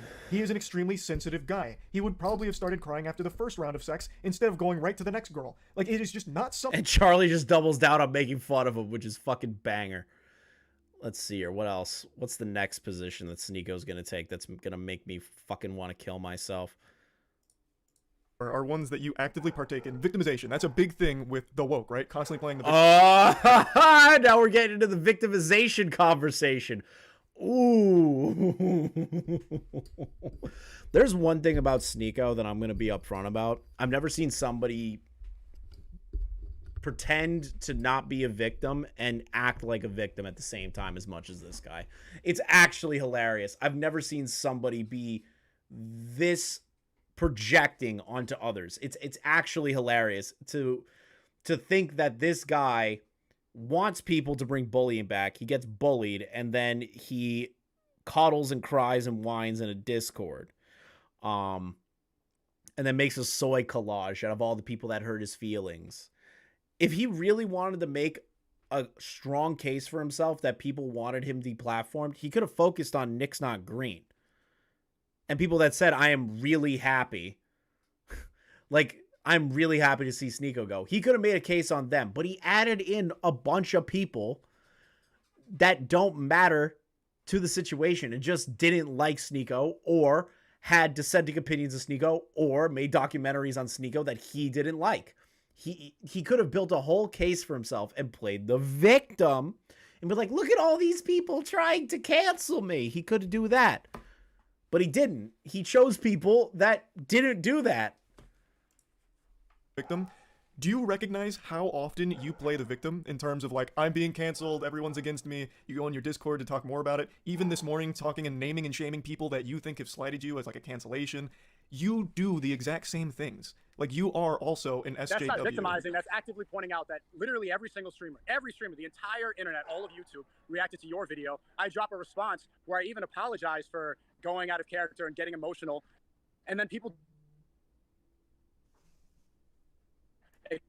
It's million views in 12 hours. Nobody watches my rebuttal. Some of them react to me and making me die in an animation, but nobody wants to see what I have to say. I've become a character. Because you are on Rumble, unfortunately, not a lot of people go to fucking Rumble, so nobody really knew about it. And if they did, it was through the grapevine. And when you tweeted it, sure, I can agree with you that a lot of people didn't know about your video. Fine, I'll give you that credence. I'll give that to you. But the thing is that it doesn't change the criticism aspect that came from everything else that was way before that. You didn't answer any of the criticism. We went over your video. You just hyped yourself up. And you just said, I'm fucking smart, I'm rich, I'm this, I'm that. Cuties is good. MoistCritikal promotes Satanism. That's really all you did. You didn't add anything additional to the conversation. That's it. That's really it. So, like, I'm not too sure what you think was going to come out of that. Yeah, I can agree with you. Not a lot of people saw it, and that's on people that aren't willing to hear that conversation. But Sneako, You need to understand that all the criticism that led up to that, you didn't acknowledge any of it. You kind of just said, oh, well, you know, critical supports Satanism and dildos, and it's really all you said. I know I'm kind of trivializing it because it's a trivial video and it's kind of fucking terrible as a response, but you're doing better in this debate, even though you're kind of still having a 95 IQ about 90% of what you're talking about. On YouTube rather than somebody who has something to say. I've become a meme because I am banned. That's not victimizing. That's actively pointing out how strong censorship is and how people on mainstream platforms can run with the narrative when you're not there. The way you just justified it is a way many other people that you call playing the victim would also be able to justify things. The point is, when you are constantly whining and talking about how you're being attacked, it is still being victimized. I tried to point a mirror at him to point out that a lot of the things he criticizes others for is things that he actively does himself, and the one I focused on was victimization. I can't really knock Charlie for that. Like, I don't want to be, like, 100% on Charlie's side with this shit, right? Like, I want to hear Sneako out. The thing is, though, when it comes to Sneako, right, he's very unintelligent in the way that he tries to portray his thoughts, right? Like, in any way, it's really tough to, like, actually take him seriously on a lot of things. And I wish he was a lot better at articulating his points. I still, to this day, find it hilarious that Tristan and Andrew Tate decided to make him the next guy up when he could barely articulate his points. If anything, Andrew Tate and Tristan Tate have a way better way of speaking than Sneako ever could.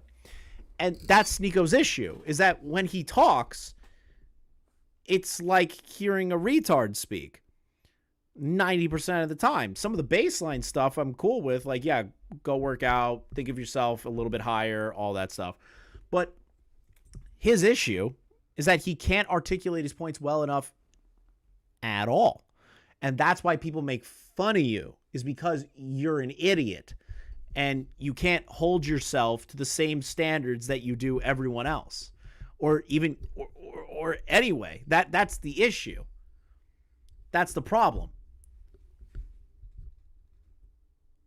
This is the thing. You shouldn't have to speak like a white leftist to get your point across. See, hearing some stupid shit like that is why I think people that don't actually engage in conversations, or at least actually understand the situations, or try to have a nuanced opinion of things, are in camps. They're in mind camps. There's blue pill and red pill. There's black pill. There's all these fucking pills. Can't you just have a nuanced take? You're assuming that every person that has a dissenting opinion against Sneako is like a white leftist. No. There's a lot of fucking people that have dissenting opinions of Sneako, and the way that he articulates his points is terrible. And if you get outside of that camp mindset, you'll understand that there's a way to articulate your points way better than just firing off at the hip expecting shit to stick. That's the difference. I don't think I'm crazy saying that. If you're firing off the hip, you're going to come across like an idiot. Actually have a conversation instead of being like, well, this person's blue pilled, this person's red pilled, and this person's firing from the hip. The people that fire from the hip are the ones that fuck up the most, and that's why they get made fun of. Maybe add some form of intelligence behind the way that you're speaking and articulate a point better to actually get it across. Drama. Oh, let me go and react and do more drama content rather than have a conversation. But I never did that. You're doing it now. But you have to remember that I didn't start any of this. You reacted to me telling jokes about your friend, and then had your audience tell me, and that went on for like 2 weeks. And so eventually, I explained why I don't like you. And then when I did that, that was the only time I planned on talking about you. You went on stream with your gun to threaten me, and you kept it up for 3 months, adding me. I didn't do that to threaten you. That was a joke about clips. You actually think I was threatening you?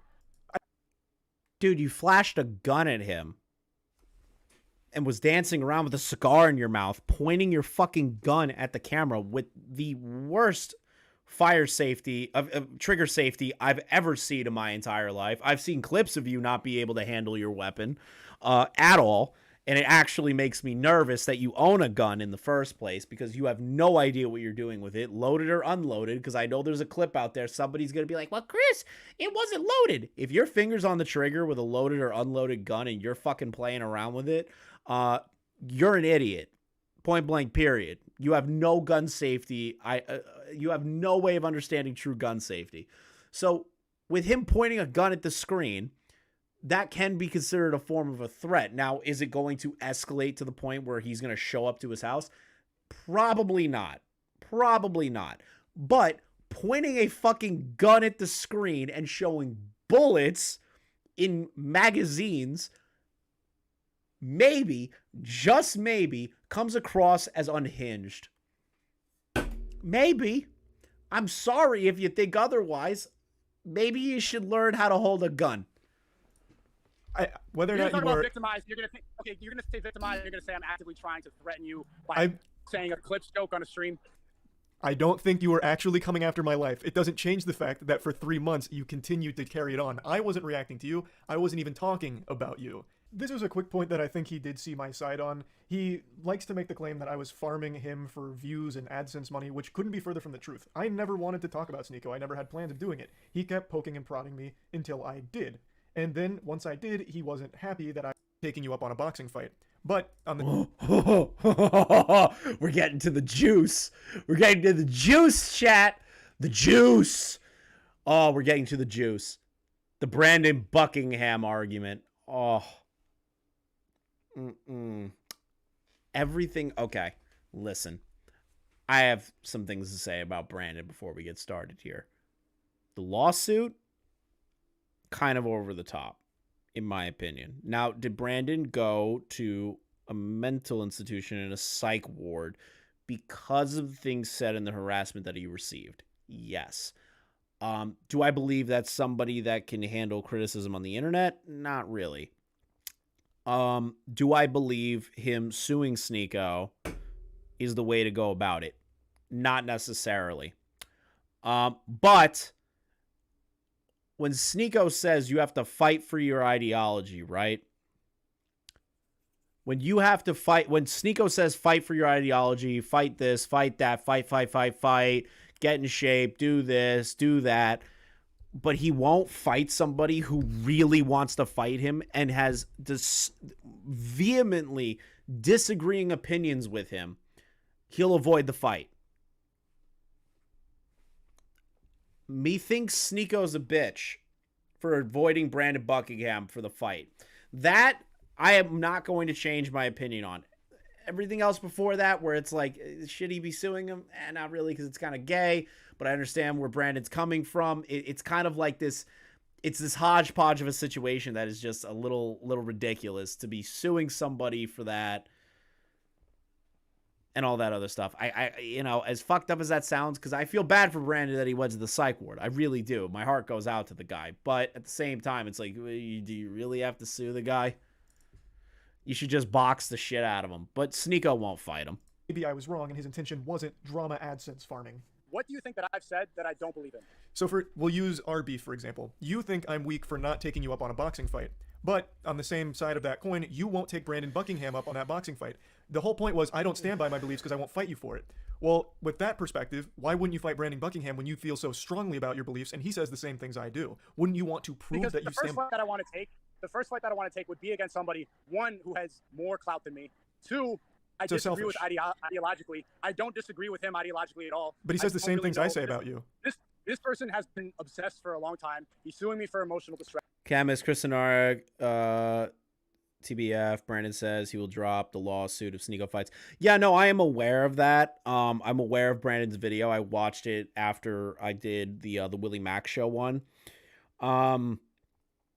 I still think, again, the context of getting into the lawsuit in the first place and not trying to pursue the fight, kind of the lawsuit in general, I think is a little ridiculous, if I'm being perfectly honest. Now, I understand why Brandon did it. I get it, and I can criticize him for that. It's fair, because I think that lawsuits between creators are pretty frivolous unless you are actually doing something completely defaming of that person. Now, I can agree that Sneako misrepresenting what Brandon said is completely fucked, and you're going to see it later. It's absolutely disingenuous what Sneako did. And then Sneako doubling down on it, which you are going to see, is showing a cowardly act. Do I agree with the lawsuit? No. Do I understand why Brandon's doing it? Yeah. stress. Personally, I don't care about this person, and there's no benefit for me to take my first fight with this person. So then if your I fought beliefs. somebody I challenged. So then the reason I was banned on Twitter for challenging Hasanabi to a fight, one, because a lot of people want to see that. He's well known. He disagrees with me completely. There's a lot of tension for that fight. Nobody wants to see Hassan versus Sneako. Let's do a poll in the chat. Let's do a poll. Let's do a poll. Let's do a poll. Let's do a poll. Let's do a quick poll. If my fucking computer will actually do it. Start poll, please. Okay.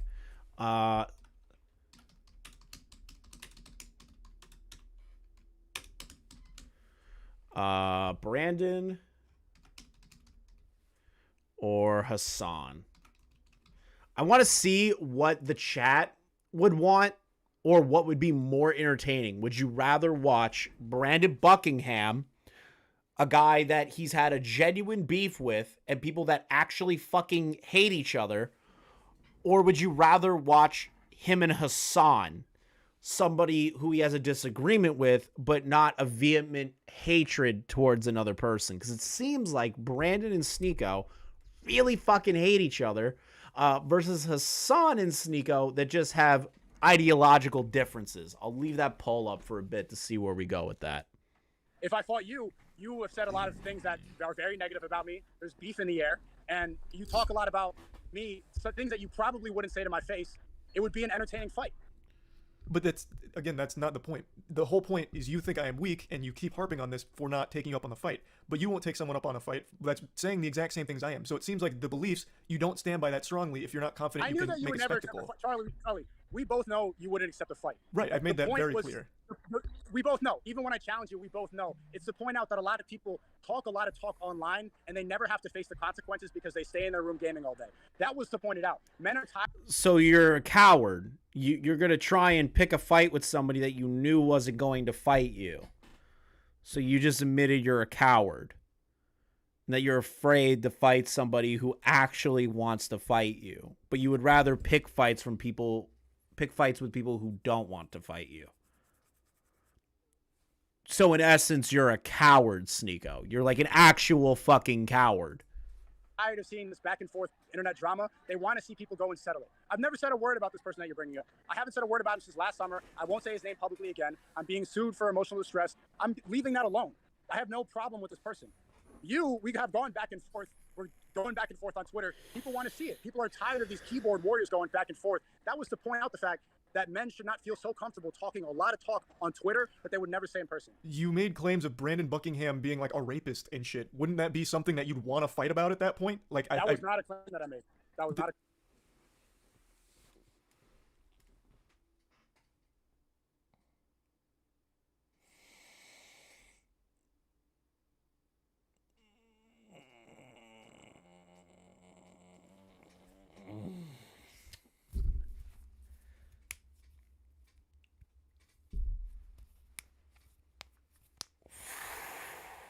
Sneako, that's going to be used in the lawsuit now. Ooh. That's going to be used in the lawsuit. That's 100% going to be used in the lawsuit. Oh, no. Oh, Sneako. Oh, Sneako. Your IQ is showing. Your IQ is showing. Oh, no. You did not just say that. Now, to be fair to Sneako, he did say Brandon is going to R-word his girlfriend, not rape his girlfriend. So maybe he meant, I'm going to retard your girlfriend. Maybe that's what Sneako was trying to get across. I don't know. There's 2 R-words in the world. Somebody is going to get that put in the lawsuit when that goes to court. So that clip's definitely getting put in a lawsuit somewhere. It shows your IQ right then and there, Sneako. It's pretty rough, actually. Jesus Christ.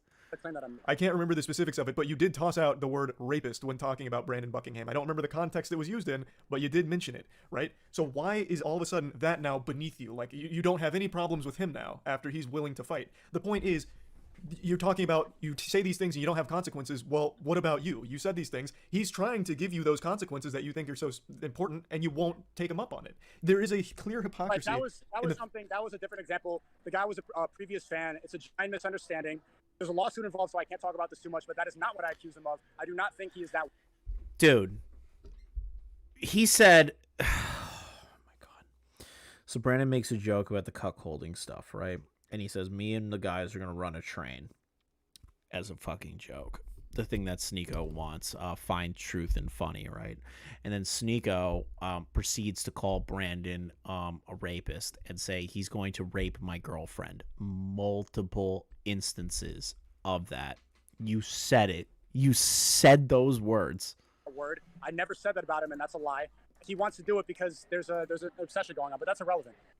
Well, it's all tying back into the point I'm making, where the things that it's irrelevant. You yourself embody. God. I'm not trying to use this as a gotcha moment, but I do think it's important to illustrate here that Sneako is still denying this claim, even though there's tons and tons of video evidence where he does say that Brandon Buckingham was threatening to rape someone. He says it multiple times, and that's what the lawsuit was about. But it doesn't prevent Sneako from fighting Brandon Buckingham if he was, open to it for defending the beliefs and stuff. I'm gonna let this one play out. I'm gonna R-word your girlfriend. Literally said that. And he said, I'm gonna R-word your girlfriend, bro. This dude said he is going to R-word my girlfriend. Bro, nothing warrants saying I'm gonna R-word your girlfriend. Saying you're gonna R-word my girlfriend? You said that? Yes. Word for word. I'm going to R-word your girlfriend. Okay, talking shit by threatening R-word. Claiming that someone said they're going to rape someone. So you said it, Sneako. So you said it. You said it. You actually said it. You kept saying Brandon was gonna R-word my... The exact words were literally R-word my girlfriend. That came out of his mouth. But he never accused Brandon of wanting to do that.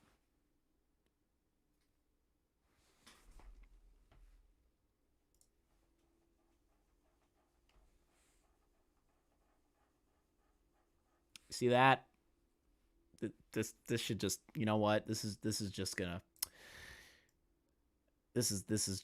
hang out right here. This is just gonna hang out right there.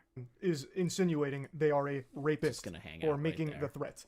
So this is just a point that I think he was way off the mark on, because he did make these accusations against Brandon Buckingham. Your energy, $50 on a course from vetted millionaires, or watching a gaming streamer for 6 hours every night. Well, he didn't use the course to get rich. He's getting rich from the course. The same. Okay, I know I'm pausing a lot, but I have to emphasize this point, because this is something that I noticed a lot of commentators not talking about, or people that talk about like the Hustlers University thing, or Sneako's own version of Hustlers University, right?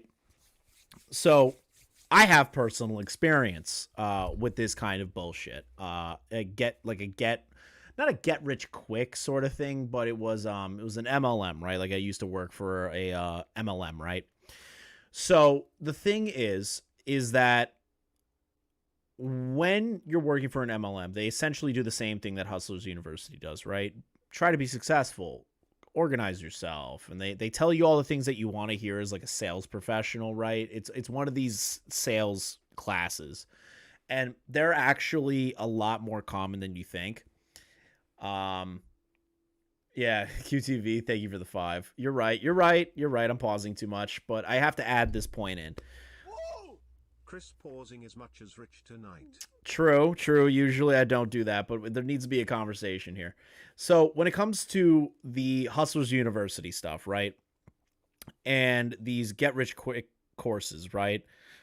My issue is these classes don't do anything for you. Like I've even met people that have made their way through the MLM to become like managers or whatever and have their own groups of people and everything. Those people are not prepared for that lifestyle at all. And those courses and those things that they tell you to go to, like I even went to like a leadership conference for one of these things, and I sat down with this guy who owns the whole MLM. I didn't even know. I just thought he was the CEO of the company until I found out it was a fucking scam, right? And he was saying a lot of the things that Andrew Tate and Sneako say.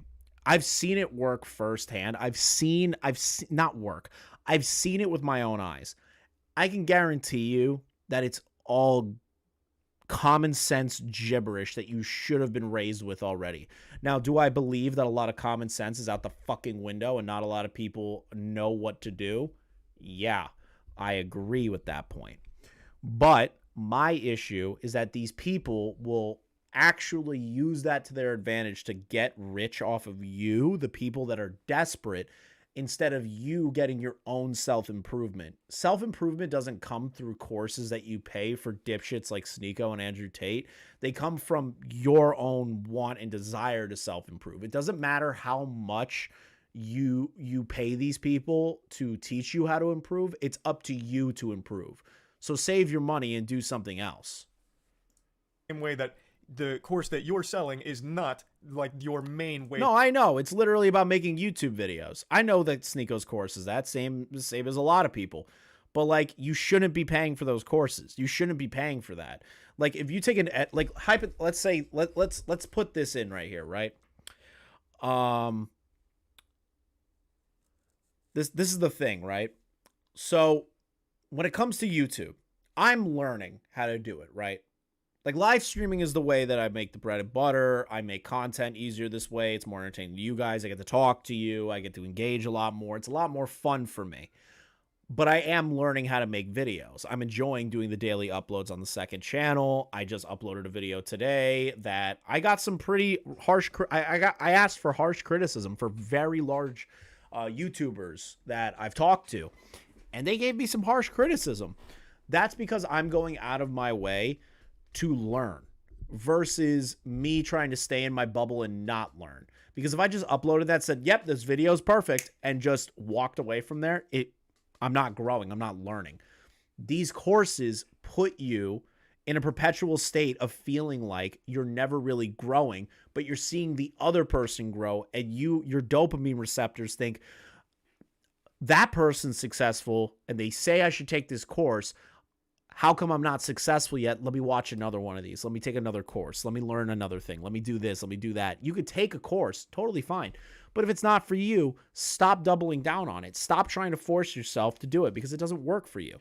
That you made money. You are making money from that course now, as opposed to what the course is teaching. But again, this is getting completely sidetracked. That's just not true. That's not my main source of income. I enjoy doing it, and it's a great way to have a network. And you talk about all the lonely men that are out there. What are you doing to go and help these people? We understand that there's a problem with loneliness of men. People get in there, they ask me questions about how do I network better? How do I find people who are like-minded? You give them advice, and you can see them transform their life. I'm curious as to what you think is a better alternative, because you stream gaming for 6 hours. Is that a better solution to men who are lonely watching you play video games, or giving advice to men who don't know how to find a community of like-minded people who don't know how to make money online and want to live a lifestyle where, look, I'm in Japan. You're still in the same room that I've seen you in since high school. I can go places. I choose not to. I'm happy here the same way you're happy traveling in Japan. Like, these are non-arguments that you're making. It's the same argument I've never seen you outside of your room. And I don't know how many years I've seen you on YouTube. I've never seen you out of your room. I've seen you with dildos in your room, throwing it at each other and your friends. I've never seen you travel. I've never seen you network with other people. I've never seen you show your audience what's possible if they make money as well. I've seen you play video games since like 2016. That's what Charlie finds entertaining. That's the entertainment he's trying to give to people. He finds that entertaining for himself, and he wants to share that with the world. That's why he makes YouTube videos. It's not all about money, right? Like, and I've said this before, money is great and all. Money is great and all, but it's not the be-all, end-all. Do the things that you want to do, and then the money will come based on what you want to do. It doesn't matter. Charlie just going out of his way and making funny content that he thinks is funny for himself, and then people resonate with that and do it, doesn't mean that he's not doing anything of a lacking substance. He's just doing what he loves, just like how I'm doing what I love. Everyone has their own way of looking at it. And if you think that Charlie is contributing nothing to society, you're wrong, because he's contributing his own form of entertainment to people. Just because he doesn't travel doesn't mean he's not happy. Travel doesn't make everybody happy. And if you're trying to condense it into a box of what you think is what happiness is, and you're trying to project that onto other people saying, well, you should do the things that I do because that will make you happy. That's not how that works. You need to find it for yourself. You need to find what makes you happy and what you enjoy to do. And Sneako doesn't understand that. He doesn't have a point at all. Charlie's doing what he loves, and that's it. And Charlie's just providing entertainment from people that are coming home from work or coming home from school and they just want to laugh at something and forget about their day. Charlie is contributing something. He's contributing content. He's contributing what he believes to be the thing that he finds fun and he thinks other people would find fun. That's it. That's it. And if you can't understand that, that's your issue. Your definition of what is contributing to society doesn't need to fit the norm of what everyone else thinks is contributing to society. In one of the clips you showed of me, I am outside at Gasparilla with my girlfriend. What are you talking about? We got into a little bit more of a heated argument about this point. I do still take great issue with gurus charging for courses, much like Sneako does with the Creativity Kit, and it's something he actually pitched a lot during our conversation, so it seems something that he strongly believes in. I don't know if that's because of the monetary gain he experiences from it, or if he truly believes it is something that's changing lives that are agreeable. And this is what I've said about Andrew Tate. He doesn't always say silly, dumb shit, but he does. And he couples it with good, real things. Like you mentioned, porn addiction is a problem. Like, no one's going to disagree with that. But everything that you're sprinkling in outside of it is totally fucking irrelevant to the rest of it, man. You going and flexing on your audience isn't showing them what's possible. It's showing what's possible when they're paying for your lifestyle.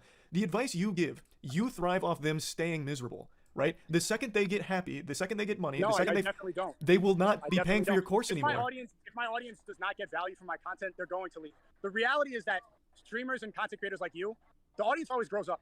They watch a little of the gaming content, then they grow up. They're not learning anything, and so they go to another content creator. They go to somebody else who's popular or trendy. You need to add value to the audience, or else they are going to grow out of it. And the value of most things is entertainment. What you used to do was humor interlaced with your stuff. Now it's just preaching to the choir of people that already subscribe to your hive mind. It's you're still doing the same thing. That's what you see on Twitter because that's the only mainstream platform that I'm still allowed to be on. If you watch my stream, I have watched your in a couple streams. weeks.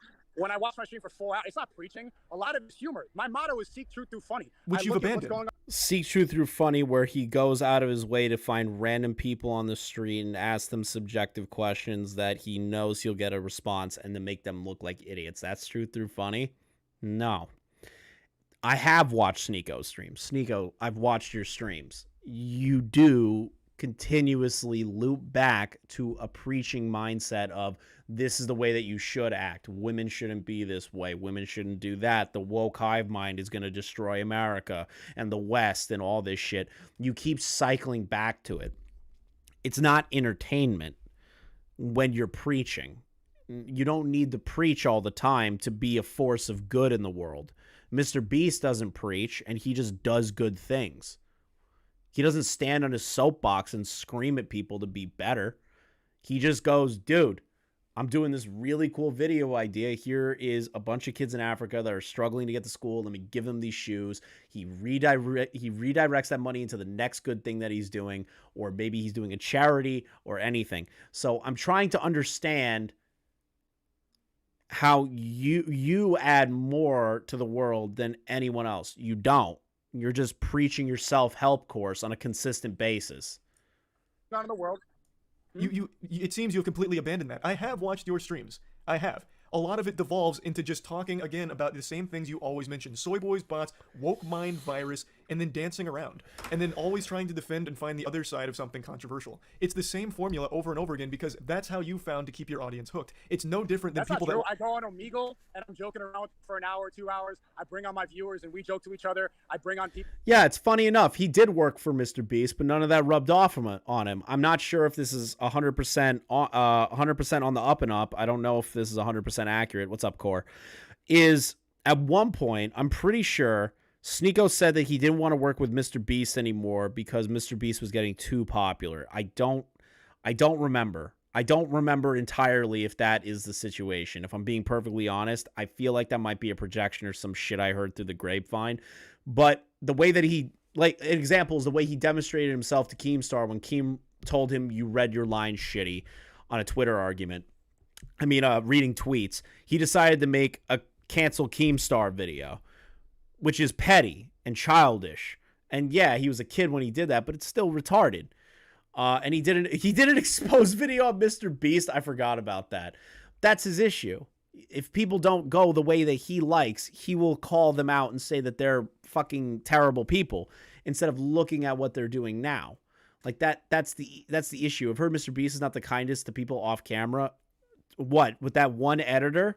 That one editor that was found out that Mr. Beast paid him 5 months of his salary when he decided to quit, and the guy tried to make a video trying to expose Mr. Beast for being a bad guy and horrible to his editors when he ended up being the nicest boss of all time.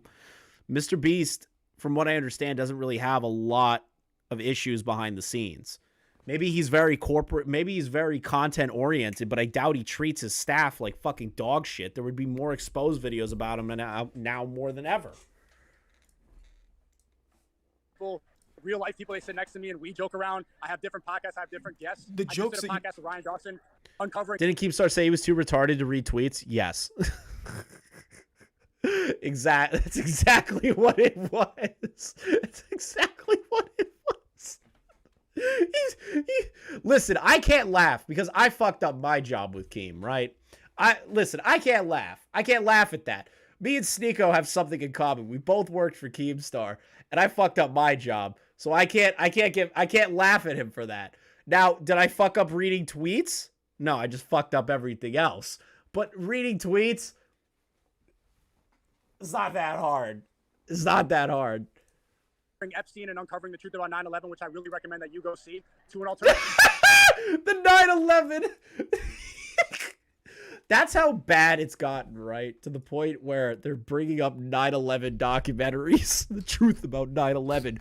Dude, what year is it? It's 2023. 9/11 was in 2001. Bruh, we all know about 9/11 at this point. Like, I've seen every documentary on 9/11, from the crazy conspiracies all the way up to the shit that they say is real. Like, imagine showing that in 2023 and trying to build a point off of it. A platform that's labeled as an alt-right conspiracy website and still maintain the same audience. You can't do that by repeating the same things every day. You have to add some value. But you can. That's the number one. But that's what right now. you As long do. as you are contributing to an echo chamber, the people will not leave you. You form a reliance where they're constantly suckling your tit for validation that their point of view is the right one. And the more that you claim the victim, the more that solidifies and cements them that belief is the correct one, because people are attacking. That's absolutely not true at all. I've been talking Debate. about the woke mind virus for a long time, and now my audience wants to get to know the truth. So I've been interviewing different people. I did a whole podcast uncovering Epstein and who's actually on the client list, because that's one big conspiracy theory that people want to know more about. I did an entire podcast uncovering 9/11 and the Iraq War and what happened and why war is created by deception. I'm getting into more things because if you get repetitive, they're going to leave. Admittedly, I do feel bad doing one thing. But how do you not see that is what you're doing currently? Is that you say, well, I don't repeat myself. I don't repeat myself about the woke mind virus and what regular society says. But you keep rehashing the talking points of the ideology that you are pigeonhole yourself into, where instead of taking a nuanced look at potentially what happened during Iraq and 9/11, you're going, no, it was a conspiracy theory. Now, don't get me wrong. I completely, listen, before YouTube takes down my stream, I absolutely believe that Jeffrey Epstein was fucking killed. There's no way that guy killed himself. I'll say it. I have no problem saying that. It's totally, I subscribe to that ideology, right? But I'm not going to make content on it for 50 fucking videos and keep repeating crazy conspiracy theories. That is the one and only time you will get me to admit that. Wow. There you go. I'm not going to dump it on you guys. I'm not going to be like, you have to listen to me. You have to listen. Jeffrey Epstein didn't kill himself. Like, I don't have to do that. I don't have to make content surrounding that and screaming it into the void. That I hate when other people do, which is, like he mentions, box him into categories. Because it is very possible, outside of all the content I've watched from him, that he does other things. Now, I have seen a lot of him. I've watched quite a few streams now, out of curiosity, since his big meltdown with the whole dancing. What's his next point? I'm curious. Can you tell me what you believe in? Yeah, I feel like I've made my beliefs very clear. I am very firmly on the side of there are certain things, and it's going to be different for everyone, that make people happy. And main thing I want is for people to be happy. I don't like that men are alone, which is why a lot of the advice I give is telling them to get out of their comfort zone and start with something like the gym. The gym is a very social environment. It's an environment where everyone's working towards similar goals. You immediately surround yourself with like-minded people, and maybe you make a connection at the gym. Maybe you can find a friend there, but even if you don't, you are out of your comfort zone in an environment where people are working for a similar goal. And that already changes your mindset as a person. You've given yourself a goal, you are acting on it, and now you're surrounded by people that are also in a similar boat. I think most importantly is I want people to be happy, and a lot of times they can't find that. So I don't think there's anything wrong with escapism, like watching someone play a game or even playing games yourself. Watching a sport, playing a sport yourself is also great. I play pickup basketball every Thursday. Getting out. Which is a good point from Charlie, because video games can be considered as an escapism to be watched, because people say all the time, why are you watching somebody play video games competitively? But then you could turn it on its head and go, well, then why do you watch hockey? Why do you watch football? Why do you watch soccer? Why do you watch lacrosse? Why do you do this? Why do you play this? Why do you play that?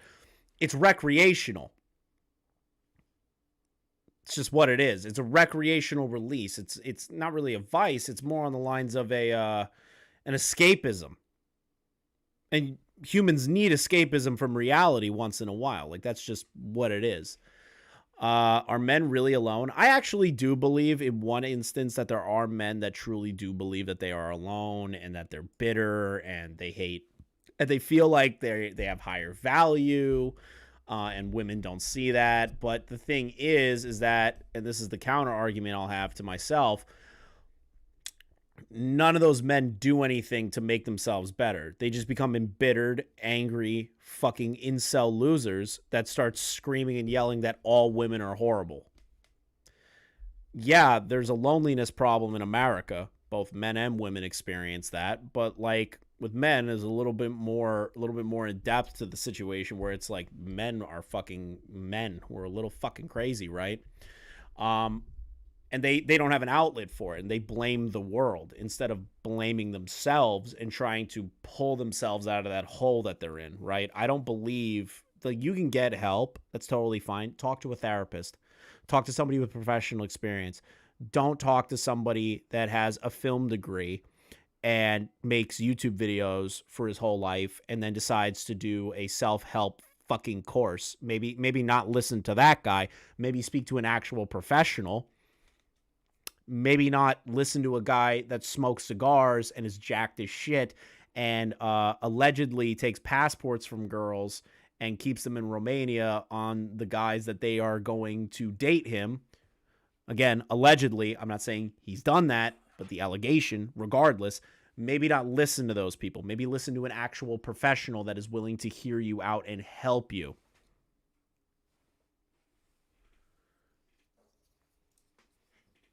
Talking outside of a comfort zone instead of sitting online making 20,000 tweets on the Sneako Twitter, I think is not productive. Replying to Sneako's Twitter, replying to my Twitter, none of it I think is productive. I've had Twitter since 2012. I've made 2,600 tweets, and half of those are just shit posts or a retweet.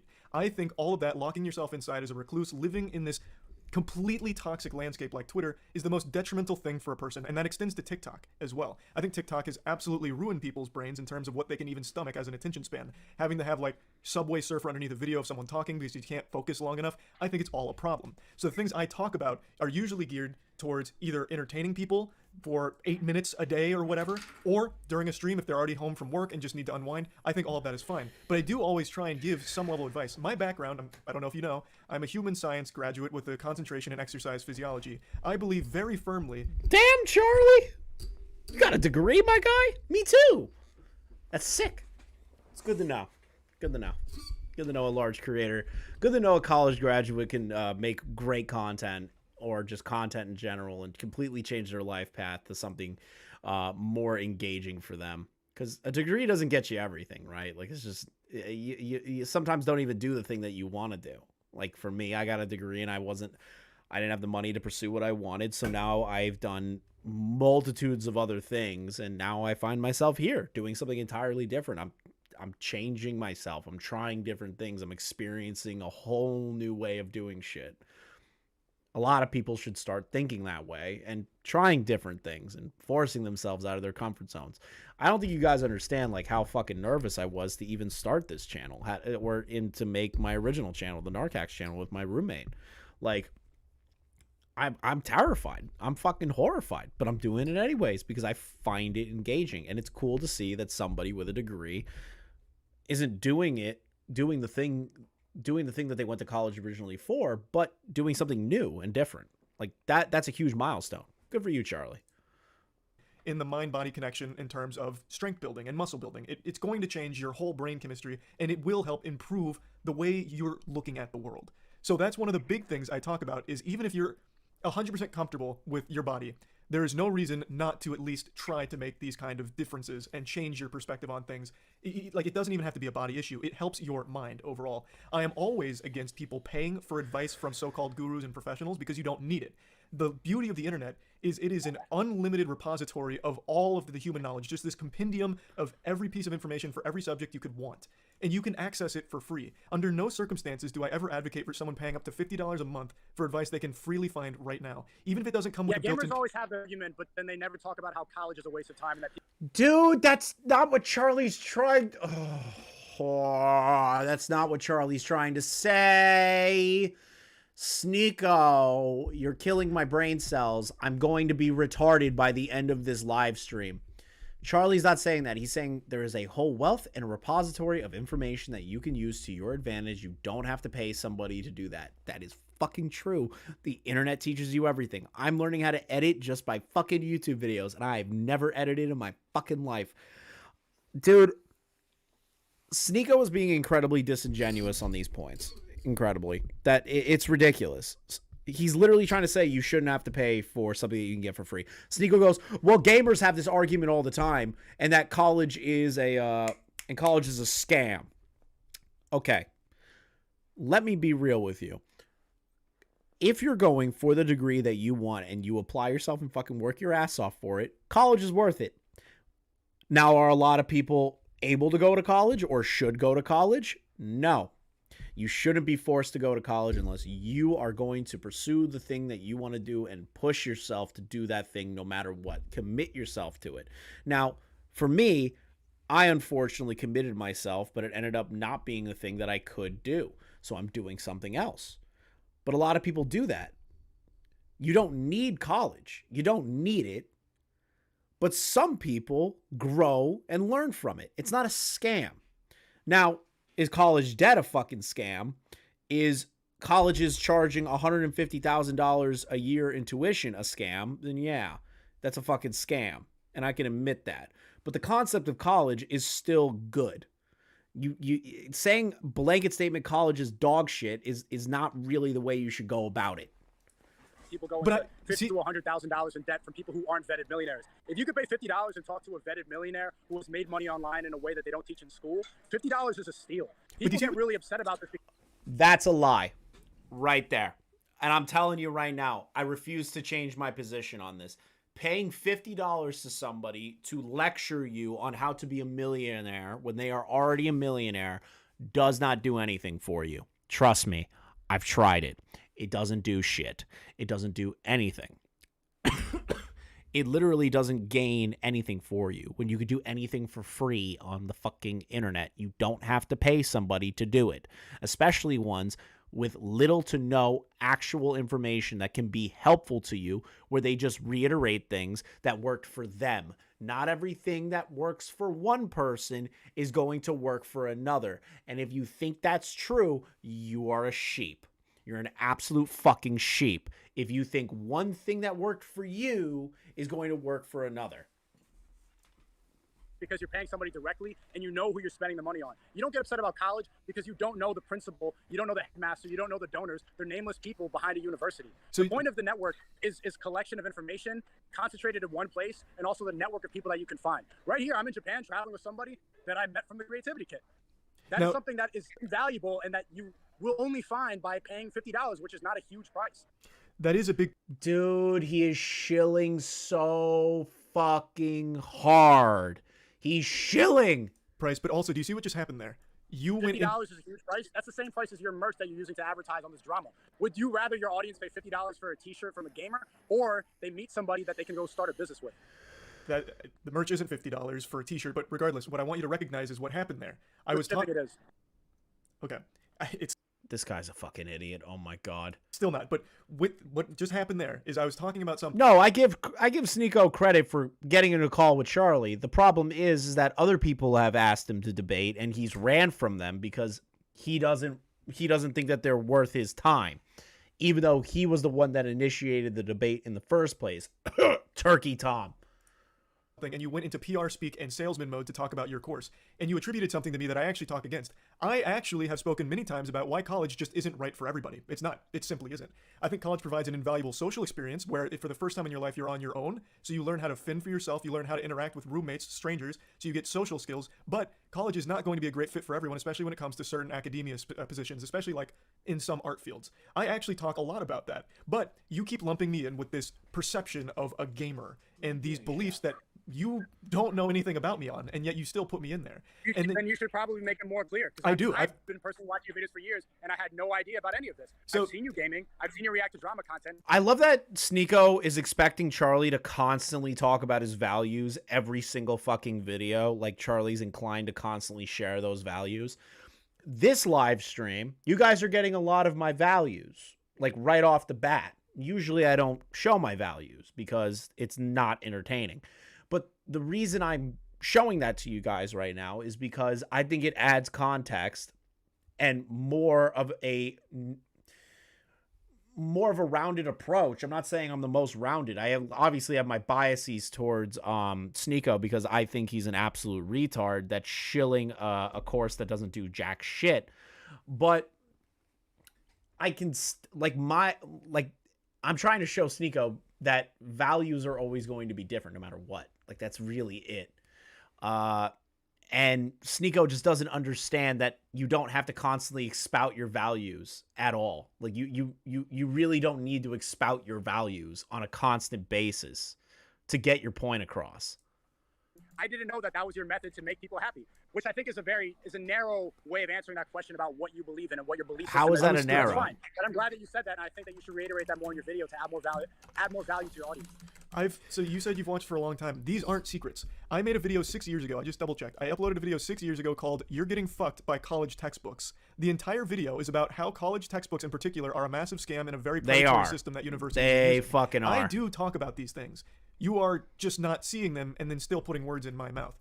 My beliefs, I think, are very clear to the people that watch. They're not a secret. They're not hidden. I make them very obvious. It was after this brief discussion here that the entire landscape of our conversation changed, and it became very clear Sneako never knew anything about me to begin with. He keeps calling me a gamer. It really comes across that way. Sneako really doesn't have any sort of criticism for Charlie. It's just like, oh, you're a gamer. You fit in the realm of a gamer. You fit in the ideology of a gamer, like a fucking loser that sits in his basement. That's all Sneako has, because he doesn't actually have any sort of argumentative points against what Charlie's saying. And Charlie's actually bringing up some pretty decent points on top of that. Because Sneako's making assumptions on him. But Charlie's done his research on Sneako. He's looked into Sneako, much like a lot of people have who have made videos on Sneako. Now, am I saying a lot of the things that the mainstream media have said about Sneako are 100% accurate? Fuck no. I think a lot of the things that the media have said about Sneako is complete fucking bullshit. But at the same time, right here, right now, Sneako looks like a fucking dumbass right now. Form of entertainment and escapism, no matter how you spin it. I don't see how your message is somehow bolstered by spamming slurs, for example, like during that stream with the gun. I couldn't listen to you because you kept saying slurs. How is that necessarily helping make people happy or positive in any way, shape, or form? What does that do to contribute to your overall goal? I'm gonna be upfront. Charlie's being a little fucking gay about the words. Words aren't that big of a fucking deal. I'm gonna be honest. I have no issue. I don't really care. I'll say cunt and certain things like that YouTube will allow me to say, right? I think Charlie's kind of being a little ridiculous on that. I don't really care about like certain words. It doesn't really matter. I've had conversations with people of like different races and stuff about certain words that can make them uncomfortable, and I understand the history of it to the point where I've spoke to people about it. I'll never understand it on a personal level, but I'll understand it from like the situation from the person I'm speaking to, right? But most of the time when I'm talking to these people, they turn around and say the word isn't the issue. It's the context in which it's used. And if it's used in a malicious sense, the word isn't the problem. It's the context in which that it's used. So I think Charlie's kind of like the slur thing, whatever. It doesn't really matter. Because it's not humor either. So it's not seeking truth through funny. It's literally just spamming slurs because you were mad at me. It is. The reason that it's funny is because I'm on a platform that has free speech, and you're not bound by wokeness where you can't say certain words and you're labeled racist or homophobic or transphobic, where you can say things even if you don't mean them, because we're not trapped with words. But why say something you don't? Why say something you don't mean though? What does that do? Wouldn't that go against your ideology where you're like faking it? That's not a word. A word doesn't encourage. A word doesn't encompass a whole belief system. A word can be funny. The word faggot is funny. That was the funniest thing you said this whole debate. How is that? I don't. You're laughing now. See, this is the thing. So Sneako's like, see, you're laughing when I said that. That's not what Charlie's doing, and I'm gonna let it play out. Well, because it's just an outrageous claim. It's like talking to a child. Well, no, like my point. It's outrageous. It's funny. Your defense of it. First time we laughed this whole time. First time we laughed this whole thing. This is because of one little word. Yes, because it's such a silly defense of it. It's like a child who hears fuck for the first time and he's like, "Woo, daddy said fuck." Like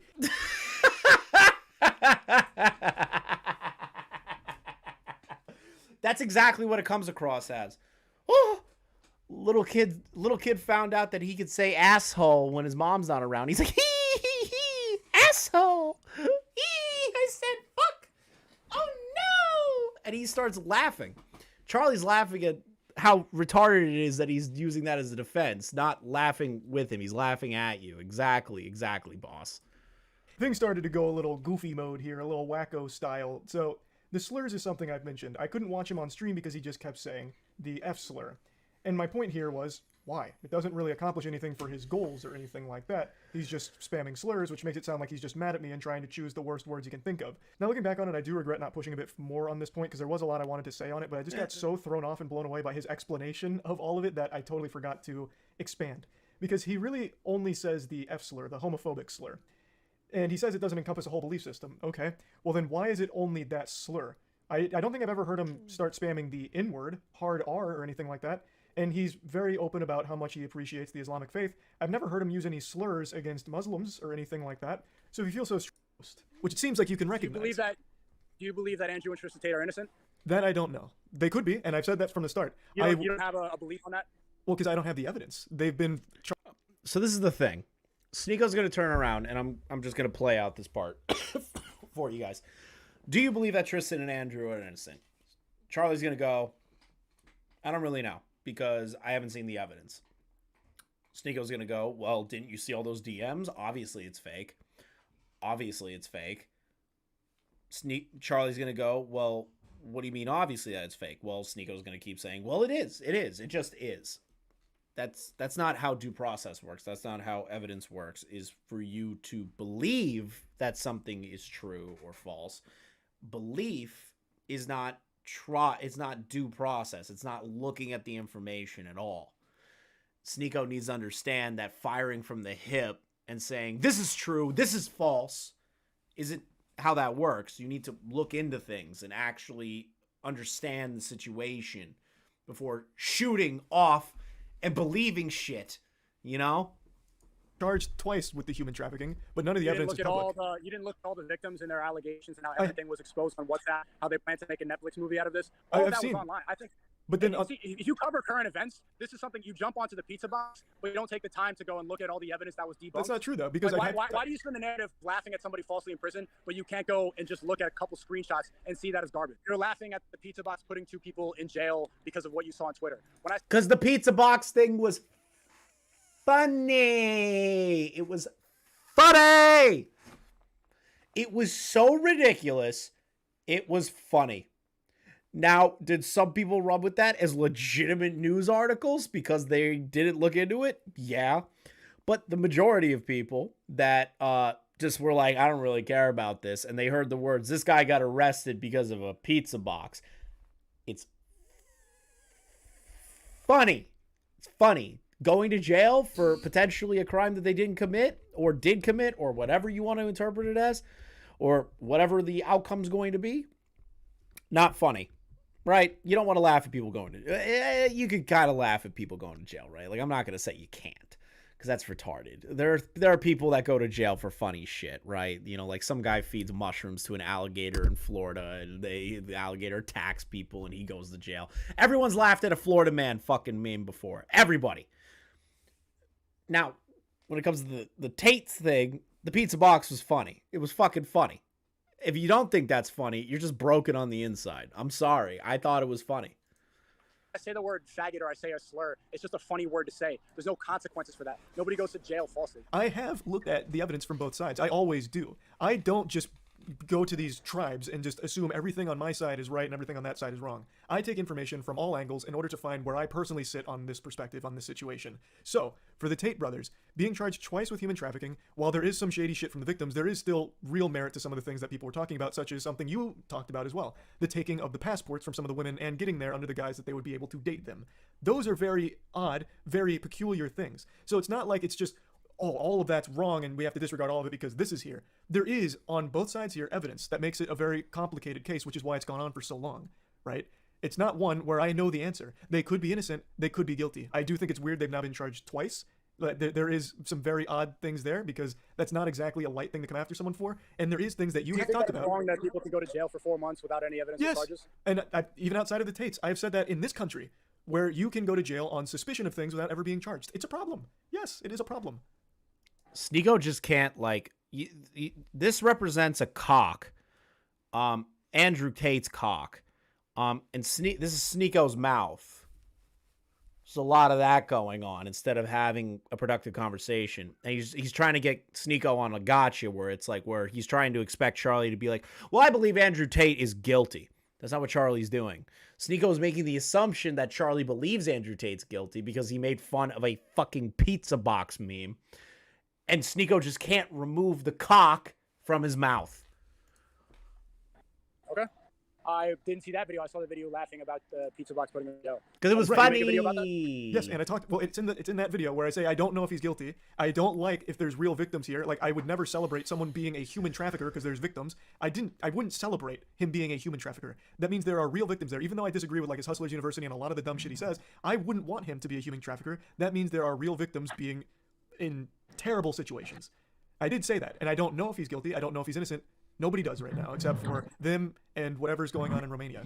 The joking about a pizza box is things I make about anything that has craziness around it, like the Gwyneth Paltrow trial. There's so much silliness there that I talk about, but at the end of the day, I don't know who's innocent or guilty. I'm joking about the goofiness of things. Dude, the Gwyneth Paltrow trial, I don't know if I'm going to cover it yet. I don't know. I'm going to look into it a little bit more because apparently it's fucking deranged, and I kind of want to laugh at that. But I see where Charlie's coming from. He makes fun of something that is completely deranged. That's his humor. He makes fun of deranged things. And the pizza box thing was fucking deranged and ridiculous and funny. And Sneako can't get over that. Look how serious he is right now. Like, he's not understanding that Charlie just found the concept of somebody being arrested for a pizza box is funny, or got caught to be arrested by a pizza box funny. Like, look how serious this man is. Look how serious he is. He almost looks as serious as he did when he took the IQ test. That should tell you where Sneako's brain's going. He heard like 2 sentences and now it's just, it's gone. His brain just can't handle a long form conversation. Things that have come up, right? Yeah, I gotta get going. Now, he mentioned Andrew Tate, and this is another thing. Andrew Tate is very clearly an important figure in Sneako's life. And I made 2 videos covering Andrew Tate. One of them joking about Hustlers University and just a lot of the silly things that he's done. All right, and Charlie's going to do a lot of exposition here. Painted as these incel, virgin, loser, racist, misogynist. They try to box you in instead of tell the truth about you, because I think that they don't like what you're talking about. But I would like for us to have another conversation in the future. I like that you have a good message about how people should be happy. I like that you're advocating for the gym and you're playing basketball and you're telling people to get out of their comfort zone. I think that those are all really good things. And I do think that you're funny. I can't deny about that. Like, it's a little monotone, but you're a funny guy. I do appreciate the conversation. After our conversation, there really wasn't a ton of hostility left. Which is good. It's good. We're done with the video. It was a good conversation that they had, right? Very happy about that. It doesn't change that Sneako's IQ level is 95. I'm not going to stop making fun of him. It's very easy to keep making fun of him because he does things that are funny. But at the end of the day, The good ending is that they actually made up. Well, made up in the sense that they're like actually on semi-speaking terms of understanding each other, which is good. I doubt Critical is going to be Sneako's fucking friend, but it was a good conversation to have nonetheless. Now, where I'll agree is that sometimes Sneako is taken out of context when it comes to a lot of the crazy shit he says, and the media does run with things that are super over the top. But the argumentation stands that he wanted bullying back. You got bullied, kid. Charlie bullied you. I bullied you. A bunch of people bullied you. Now, do those people also fall in line with trying to get you deplatformed? Not all of them. I know Nick's Not Green is the fucking retard that did that, but you wanted this to happen. You asked for this. This is what you got. This is the end. This is it. And you finally got the conversation with Daddy Critical. But your video beforehand that you have yet to remove, yeah, you apologized to Charlie, but you also said he promotes Satanism. You didn't bring up once that Charlie promoted Satanism in your conversation. If anything, you kind of like completely ignored it. I think Sneako is somebody, because I want redemption in people, right? I don't believe that a lot of people I don't believe a lot of people want to be redeemed. I want redemption for people. Some people don't deserve it, but the majority of people do. Sneako needs to understand that his point of view isn't always correct. He needs to be more nuanced in his approach to things and actually articulate himself in a better manner, because this is maybe the best conversation I've seen Sneako have that didn't turn into a meme fest other than the cutie stuff. He's still retarded for the cutie stuff. And if you think he's right about the cutie stuff, you're fucking brain dead or a pedophile. I'm sorry. I'm going to stand by that statement. The thing is like everything else can be ripped apart, right? Like it can be ripped apart and talked about. You can speak to Sneako. Like you could talk to him. The problem is if he's willing to listen, which I think Sneako needs to listen more than talk. And that's ironic coming from the guy that kept pausing kept pausing that video. But I heard it out. I heard out the sections that were important and what Sneako was trying to get across to Critical. And I'm going to be real. I still think Sneako has the IQ of a fucking log. Like he needs to listen. He's somebody that needs to listen more than anything, because what he's done is he's cut himself off from everything. He has no real ideology that I can see. He pushes basically an MLM sort of course. That hasn't changed. He still stands by that. He stands by the cuties take. He says he doesn't want to come after people anymore, but we'll say that Charlie promotes Satanism still. I feel bad that his own family doesn't want to see him. I do. I think it's kind of funny and kind of stupid that his family refuses to have him over. I think it's stupid of them, but do I think it's funny that Sneako says, well, I would just debate them about red pill shit anyways? Do I think that's kind of pathetic and funny? Yeah, I do. There's a lot of things about Sneako I could see as something that we can have a discussion about, and a lot of things that I just think he's retarded on. It's up to you really at the end of the day to interpret what you think he is. For me, he's a 95 IQ retard. That hasn't changed really for me. But I'm glad I heard it out. I'm glad I heard it out with you guys, and we could have like a cordial conversation about, beliefs and everything. Nobody was screaming at each other. I saw Boss in here being very cordial and talking, and people were like actually having good discussions. Like that's healthy. My channel isn't huge, so I still have an opportunity to talk to people in the chat, and I appreciate that, especially the people that don't like me or have a dissenting opinion. I would love to hear that shit out. I think Sneako needs to leave the red pill behind and start to look at the world a little bit more outside of the bubble that he's forced himself into. I want to thank everybody for coming out today. I know it was a little bit of a low energy stream. That's just really is. And I appreciate it. I appreciate over 100 people that came out to watch today. It's really fucking cool that even on like a low energy topic stream, we could do that. We will be resuming back to normal content pretty soon. Make sure you guys watch the second channel for the daily upload. Make sure you like, comment, and subscribe to this channel. I want to say thank you to QTV Stolen Valor for the 10 new members. That was really fucking awesome. Now we have over 400 members. And the super chats. Specifically, I want to thank JFA, QTV, Vanguard. You guys are great. Remember, if you guys do watch in the future, if you want to say something to me directly and I miss your chat here, you can always super chat or send a membership chat. Make sure you re-up your memberships. Thank you all for watching. I will see you guys in the next live stream. Have a great night.